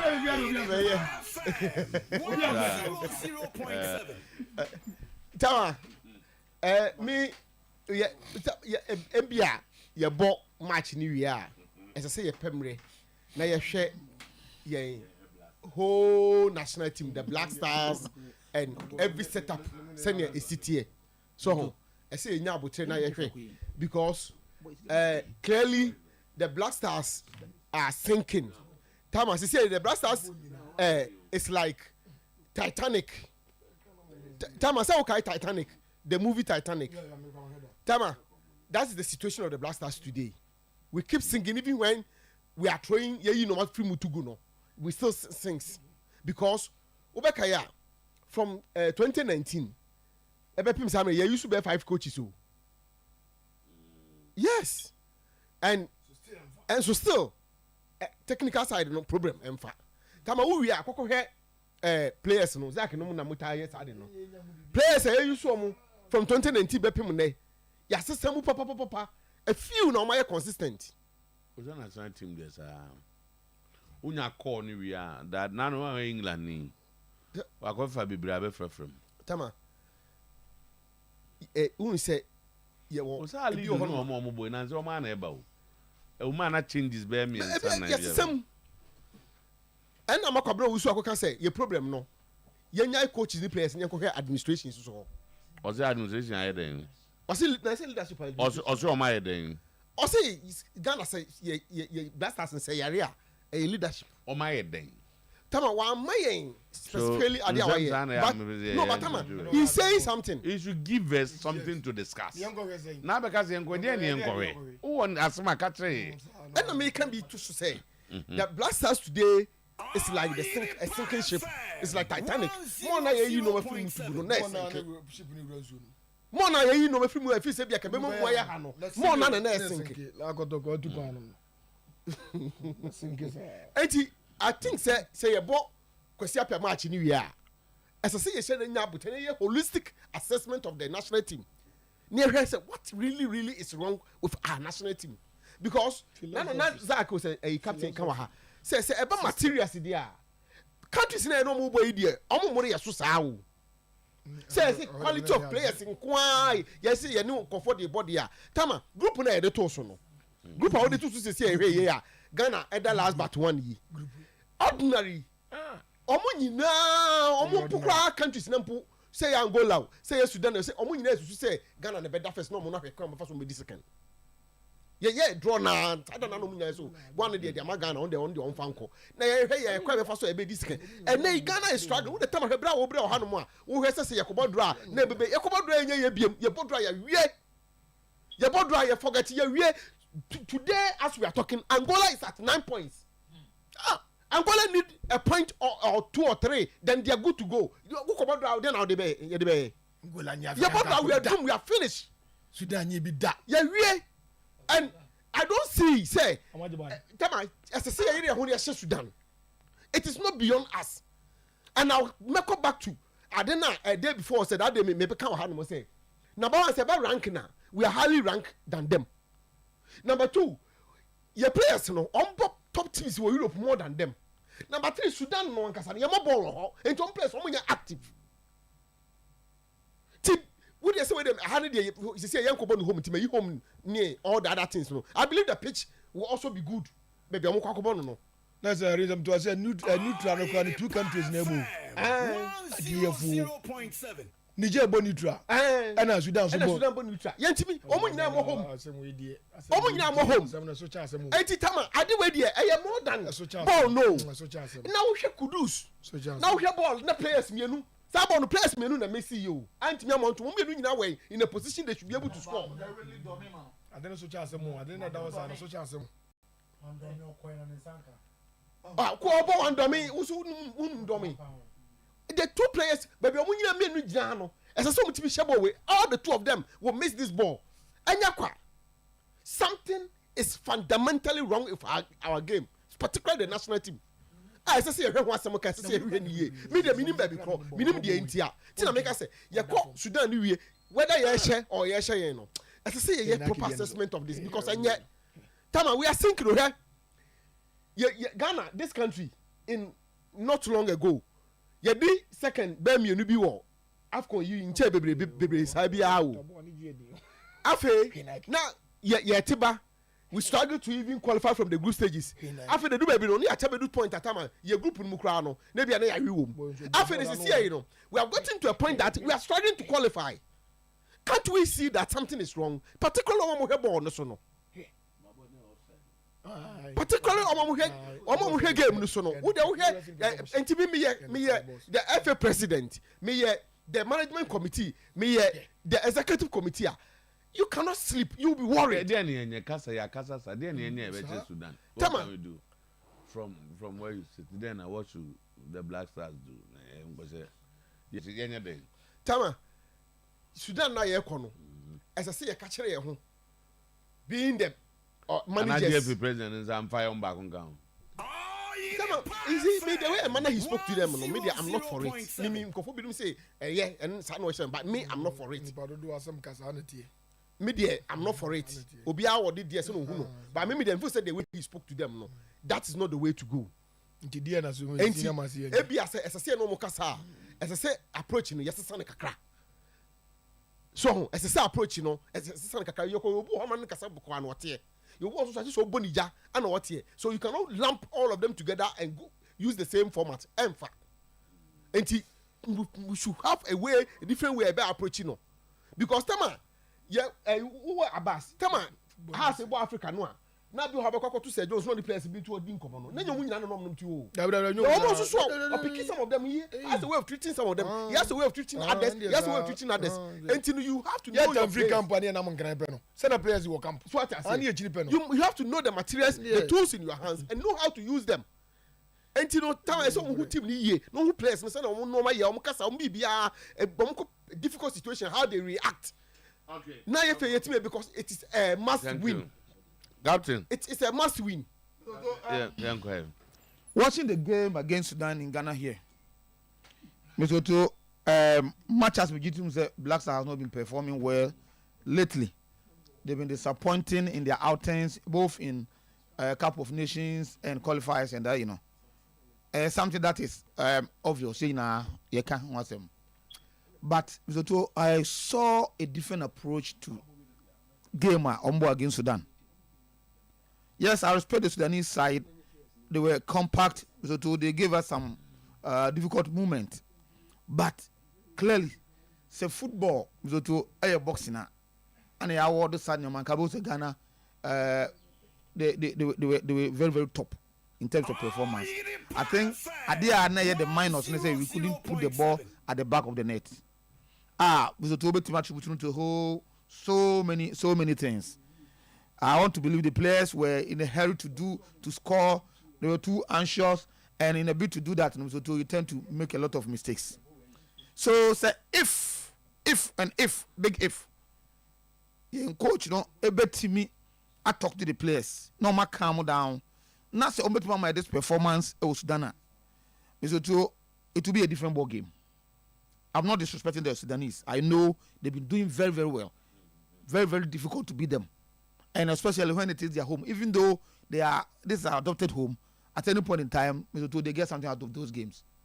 But I think say the coach must also do something. I had a call from a top former national team player and a Kotoko player, and what he was telling me that he was alluding to the fact that he saw an improved performance. And not what to say, the Kasa, the FA president, and Kasa play the role. Yes, Obiani how interpret it. Adaname Kasa, yes, he played the role, in fact, a big role, because once to that commitment, we're not having that. So after seeing this now, after it comes to us on now, say the problem no any players no then we can look at the other aspect of it. Because first now we thought that the players were not showing that commitment. It's a bobo we are players no income, but on Thursday we saw some commitment from the players. I know who said the willingness some person come share was there. And a gamer said yeah because of one bad performances and yeah and the ball game we and to and Ghana for you now bet make say yeah akoshe Sudan for and the Black Star na yinimna na say Ghana na yinimna and anka game we your ball, my fans say we be playing good, we be having good results. We playing well. Not second. My fans say we acquire the odd ones. We don't want all the best, you know. And can you bet back with this performance at the man, you know, you bet me a show more. Game, our boy, we are now Kofia. Uber take me from it. So no, at least we're able to create opportunity to get these chances. The chance I could say no, I still don't get it. Only I still don't get it. Semenyo, I still don't get it. These are chances in any day. Or in any good day, but we miss those chances. So if we can build on this, so I will not expect the FA person or the Black Stars coach to be yelling at them at this point in time. Okay. Your time this time around, so it calls for cool heads. Now try say, we analyze that game now, boy, you know. I know Sudanese here. So they will try to open up because they will also want to win. All right. So they will try to open up. That is where you bet my dangerous. And if we can play like this, your boy ain't say. So it's a matter of what the players now up to television. She's a normal game. No. They will see the mistake that they made. No matter how bet my first on the correct. So here be big. But because Nancy more than funny, you're quite away is one. I demand that commitment. Now, boys, show you know. I demand that, and I think maybe we can get something out of that game. Okay. Enough from because so this Sudanese for those who didn't come out. Like now you were telling us. Oh, sometimes yes, Misoto, they also want to qualify. They think they can also beat us over there. And you know, Misoto, the mama game no I open. So as it stands now, the game over Libya no an open game. Normally, and Ghana pa bossana I balance weekend. Yeah, boni je home away from home. Ubo Sudan home away from home. In a group not Misoto can struggle say. But it tells the authorities, the handlers of the Black Stars, know how they've almost sent your football about do. And I can't now empty. At the end of the two, when you tell them, if I heard there is not there, won't me for them. And you know, it's a matter of you know, who has. I hope you say they will go there and give us something to share about. In Libya, I expect Sudan to open up more. Because they want to, unless maybe they think that also getting 2 points in that double head against Ghana is good for them, because when you another point against Ghana over there, they're 5-3. I'm also to out others. 5-3 no. I just say they know that they have a game against. So they know that they have a game against Niger, which neutral Ghana Morocco the Bianco fighting for the life or one more. It's a game that. But we should be able to win there. Tell me, based on Miloto. Neutral grounds. Why I fast so ball no? I'm saying I'm going afford it, but why I fast so ball no? If anything. And cry no. But they will not play like that. Tell me, I know. Sorry, I'm against Angola. No, somebody say, in at home they want to open up, and it should even help Ghana more, based on the kind of players that we have. No. I just said you should be able to create more decent chances than say now I'm looking at forward and I analyze it first. We should be able to create more. You understand than we did here. But the problem is the other side. Intensity of their game. May come on and we are there, but against Angola, against Niger. A team is a 90-minute team. No, they run. How more energy? Minimum how they are able to get it because yes, Omumbo League. No, they're playing league. Omumbo League. Oh, Hilal and America playing the Mauritanian League. And Omo forward no. About 4 of them up. A big boy Egypt, Libya. 2 boy Egypt, but who boy Libya, and about also both team. Also Azam, keep on Azam. And they are all of them are active players. Okay. Until you like the intensity, 2 teams are more. They will run with you, go with you, I think that is what a team name. So Black Star man, they want to relax and the team way. What do you go see? If you are an European team, be a more about treble, be able to move you. But I'm pay giddy na the way we want to play. The African born, because most of them are new to the African system. The way we play, I just study them. Angola, and when I make answer, I listen to even Ajan Bedu, echoing the same, and I said, obviously, I also say one of our biggest problems is science 17-20 now. If you want to try a good now, because now most of the guys that someone on mobile good. One year they are playing, but are we getting the results that we want at the going forward? No. Now, the Ebony say previously no, before a player will rise to play for the Black Stars no, I thought Bugabuganubi. So young Butu ni enti no one so afon bi. Oh, Kroma senti. All come obe shia Angola who new to that. Academy no. So mo contempt. Yes. So a team we I don't think so when you be our Ghanaian league we me no crowd. The entire first 11 I'm say at your young age they don't go develop first 11 na Paris omo used to years type no odopa so started share Alidu share Gideon Bofen honorable league me kakra no so contem also contem Gideon we Salisu we Jiku The midfielder see Elisha Mo. Sulemana Jordan Semenyo won hobby Kudus Ali Kudus screen in the Inaki Kudus so contem enti omo pe ball na ye nya abotre bono omo mam Sudan for ata ngwa don't say no to me say black sabenya for bi o ma bo Kuma na Chelsea bi kakra wo me say me nya abotre ye anom so pepato game no Sudan for come ja pato game come me fitness you know me nya abotre so me sha me say there be your biggest problem pa me nya abotre me say abi because okay born omo born na okwa I said they are too relaxed. But unsanka boy at down for boy.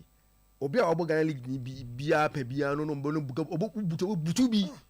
Open no be pemu bi onsro. Ba we no. Omo ba no butu ma kwa no dwane. Obedwane. Next time on ba bio. Enti it's affecting in terms of our zone. But Inaki is the ball no keeper. Na Fatau also abana now maybe no born baby. So if we are able to get such chances now force the clinical I think that and based on Edusa stage we are and players no should show say they are coming from a very big leagues. Okay. They should be able to go to Libya. I know say they will still have more possession than Sudan. Please let your team check on your TV. Technical for the channel for your promise keep entertaining. Also be almost say wana share promise na about Oyerepa. Share promise na about what the program? Okay. Let's say man. Program no more ready. On can they and it has been okay. It has been going on. As the CSS the promise is not showing the sports. Promise here before. Okay. It's a promise you are watching. That get here now. I think check out your better than kakra. The audio van at the ma over there in Kasanke Mobi. But don't know program now. How can you say this? Based on why is oh, not I don't know who's the program. Only why is you told to who say they will design at the man. What do you mean? That's okay. More attacking that the work. What must work? So they are quite so crowd there. Case ka more. We are connected na kasa. So your hope is here Gabi these boys they should be able to get something from Libya. Okay. Na ama qualification no Nigeria because Afcon here born way. Morocco. Netia say enko Morocco na. Okay, the last time go Afcon. Say in 2004 right? And also before 2004. 2-3 consecutive Yanko Bakubia because I go for money omko kun Burkina match Mali. Okay. Yanko 98 yeah free Burkina. After 96 no. You call 96 South Africa by. You call 98 Burkina. And you be hosting. But before then no 86 88 Yanko. 88 was Morocco Yanko. I the left for Bueno. 86 Yanko. 92 was in Morocco. And Yanko 1990 so. And never connected to 92. And Chemu after 2004 ni Chemu. 2006, 2008, 2010 and you go final to after your boss have been through. Is there no quiet thing? Now the area is almost prevent you from going. And Sudan and in Egypt, round of 16. From there, no, and I call the last I call group stage free, no. Then you call Cote d'Ivoire and you call way. What is it? You call Cote d'Ivoire and they call way cry. But Cameroon require your mathematics ABS to be qualified. And I'm fun. But we on the other way, yes, I call you know. Yeah, Kono acquire 2 months about to young qualify cry. Not for the ebia bi o sa spiritual o sufre nyame ebia ya eboni bi nyame na nkasa emoye nyame boss we dey name wo abas edero bibi Yeah, trouble assassin also. Coach, I am confused. We using it. Coach in them, you solution or provide. Listen to his no, it's part of the problem. When there's a coach, we can say, look, this is it, and this is what we are doing. There was what to be promised here. Now,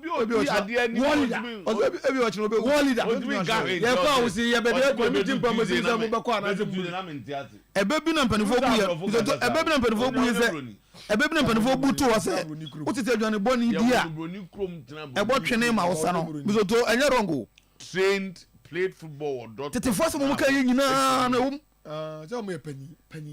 Now look at Canada City coach and Mokopa. Afi we ya uto ade kofa na ba. Etino aduane body na atete we fundi na ebo twene mayesa. Etino we should accept. Abas. Ya atide kan onipa no so ade se wadamfo no. Sheles at home. Sheles papa. Sheles ma wanchi. Sheles papa. Ebi kro duru ho. Wanchi na o se bi ma na ebi wo wanchi wo. Sheles papa. Ebi wo wanchi wo na me pese nyame aduma shere, nyame aduma Monday. Cinema friend show iso. No who dey o ka dey besi we nyame aduma akina ewo wanchi. Has team na o ka wan so see. Has team ye betimi akoye niam a enwonwa. Se de nkofo adwane yom koye ade ngonwa ye betimi akoye ngonwa so wade so o. Wo ti ase ko kokofo enye mienu nwane nya asem ngonwa. Etie so betimi akoye wonder se o. Asem eguso ewi. Etie nsuro. Se de be ya shere mpele. Opa onkoyi mre ye ba ho. To support us in time to flee from camp. Shere ye be shawu e kire nyame adom ye be sha no aye be sha no you on rugu mikrom no na rugu mikrom no shere kan mi mikrom na rugu mikrom na rugu it is ono ko wa ti ase ono okada go makasa se bi o kan nyina ameti da se shere me ka che o se match na kire nyame adom ye be sha wo ko na rugu a yeso na rugu oni e free o ti ase pete de untimi kodi enko nam o e krom no eti ye ka che sere se nyame adom e kira house of folk ye ba no all out ya be win match ni abo ye ba bi o wanchi house of folk ni bono de ensuro house of yetim ni nyenyenyenye ko bono a ensuro okay ensuro and first time so ye pm o wanchi o yakobo premier division no eti o se ko keep your set record eto am obi ahu enti ebeko kaska no ina na ato ne 120 cities anyimre be hia wasem we zentroni a umfrika ni bi kopampa so anase adehyeman ka ho ofa wo ka Jofo nyina na efia Jofo obia Jofo ni obia nkobi wona abeja ka ho ami akode ye do beko na mami akọ nana meseno pete Clementino de onu meko Clementino on the 30 or 30 baba isari okay baba isari o modi kura siasa weko siasa obeko a on the onko fanika ye dura ne dim komo ne yaba it is about that nation so ye be hia wa semanwumre yi na me aduma wanchi ne ye ko said ye be ya ne ma beko so yama mo bi ansuro 120 cities ye tim ye nim said ye kwa wasa o kwa 60 cities o ba 60 cities go ta chima 50 cities ana wanchi 10 cities na da so da chima 20 enwa 20 minutes drive wanchi kwan ni wanchi do that one do wanchi kwan ni ha on the do run about one off left no off wanchi over right ya o kota mani what you say wa kwan no enti the can say house of supporters obi anya botre ne ntoto ne ma yie na ne ma ntimi nkoso yie e ma ye enti house of folk so me yai ya jutum si team no ahode no fom watara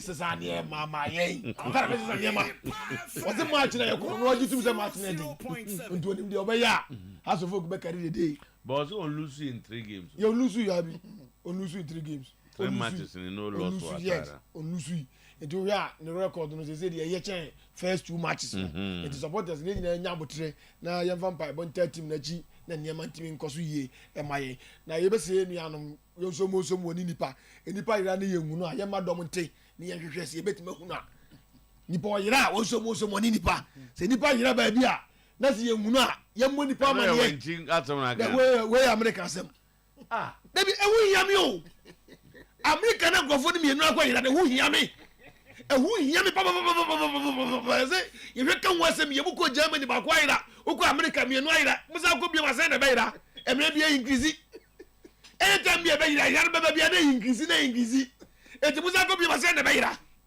sɛn na ɛbɛyera eti yɛbɛsrɛ wɔ mu bɛsrɛ wɔ mu america so deɛ ɛbɛte hɛri manafaa na wabɔ bi tu o bɔɔ na ɔmo so ɔmbɔbɔ na ɔmo hwɛ ne yie ɔmo bɔɔ na ɔmo bɔ ne nyɛ kɔtɔkɔfo americafoɔ ne nte aseɛ kɔ america deɛ ɛhɔ deɛ ɔmo deɛ faara mɛtuma bara katsara obi hwa na obi ma wɔne shot awɔ america nti kɔtɔkɔfoɔ hwɛ yie na ɔmo present team ne yie america ɛna na ɛhɛ yɛ gobi bɔ kiri nti asɛ ɔmo president ne sɛ yi akɔ si na no yɛ yi Trump obi di tuo unity e fara so ho okofo ne o de na da mo sa o eti kotokofo we ye na o mo nkoye na o mo bo na o mo bo o mo nkofo so ma ira no mpo mo mra na ne ma nya pepe na house fo they have absconded and authorities have reported them to the security agencies to search and arrest them and bring them back to Ghana to search and now they are wanted. Now you are wanted. Sudan for wanted. They are wanted. America. The Patriot State where? Says you are DC, Washington DC. The Canada from Delaware. And no more expected some cross call. I can't for Delaware buy. The number no. Na plate no regular states we our number. Yeah. Delaware. Na some who can. Oh, sir, CCTV camera. Oh, na capture. In the hotel now. I'm sure I'm sure I'm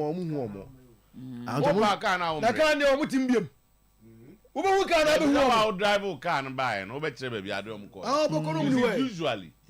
So what we America for born numbers or muchiwa. We but we inform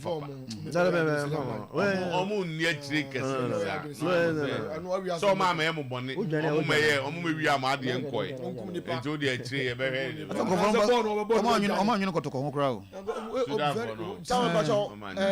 boys no say omu yi loan players to kotoko loan ne go for so honest no ba bejo made o and I'm been play abroad na me hwe na me hu na me gima de no way na obi loan player ma wa on ka say okoba bi edi lechi o no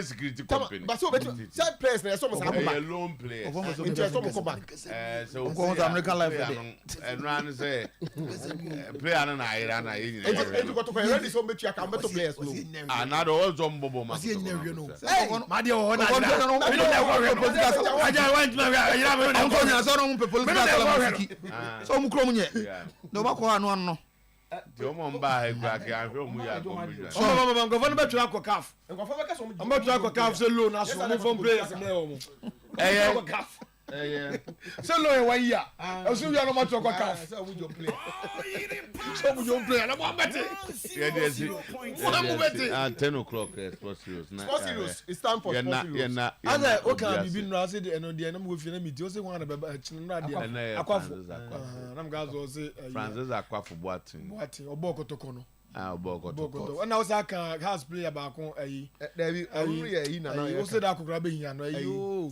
fi na me ayi don ana David pivot 2 for kwa ya mo no so mo so don na me ne don akasa ye ma ye don wi answer don so mo release no no man don wo dey man this entry come house for this a bank crime side that one o ye team on to bombe mo e dey zero bombe on to biem onum don ana that was zero on to bombe kan ye person dey to bank masia ngofo be to you omo to you got to good so say don't go tell am na mpodi jisika ni sika nya bi se fi we done sika no gu wa na mdan ko je ho amusika na ekotokwa na kotoko de de akwa jisika heart for sika done sika no gu se vim so no sika no nyina ye o say abraba se pa sika we nyina de media say yinchem na tele bi yinchem enye yi o o ti yinchem na tele bi yinchem enye yi yinchem ha ti asam na zero coach o zero coach anana mte say ayi bodu assistant nkroma be Douglas Nkrumah ya no bo 2 Kotoko ya no very go coach well pa no coach solo mu team bra oh Nkrumah number 2 tie ya tech and tech boy oh Emmanuel Nkrumah na What Kenya never to enter? ai okay Nkrumah no is small is kakra na near dim pa on the assistant coach of Chelsea Okay, good. Omoba. Except some lose match. Omoba. Say bodu there. Muhammad go. Yeah. You go away. You tell it. Yes, yes. 100.7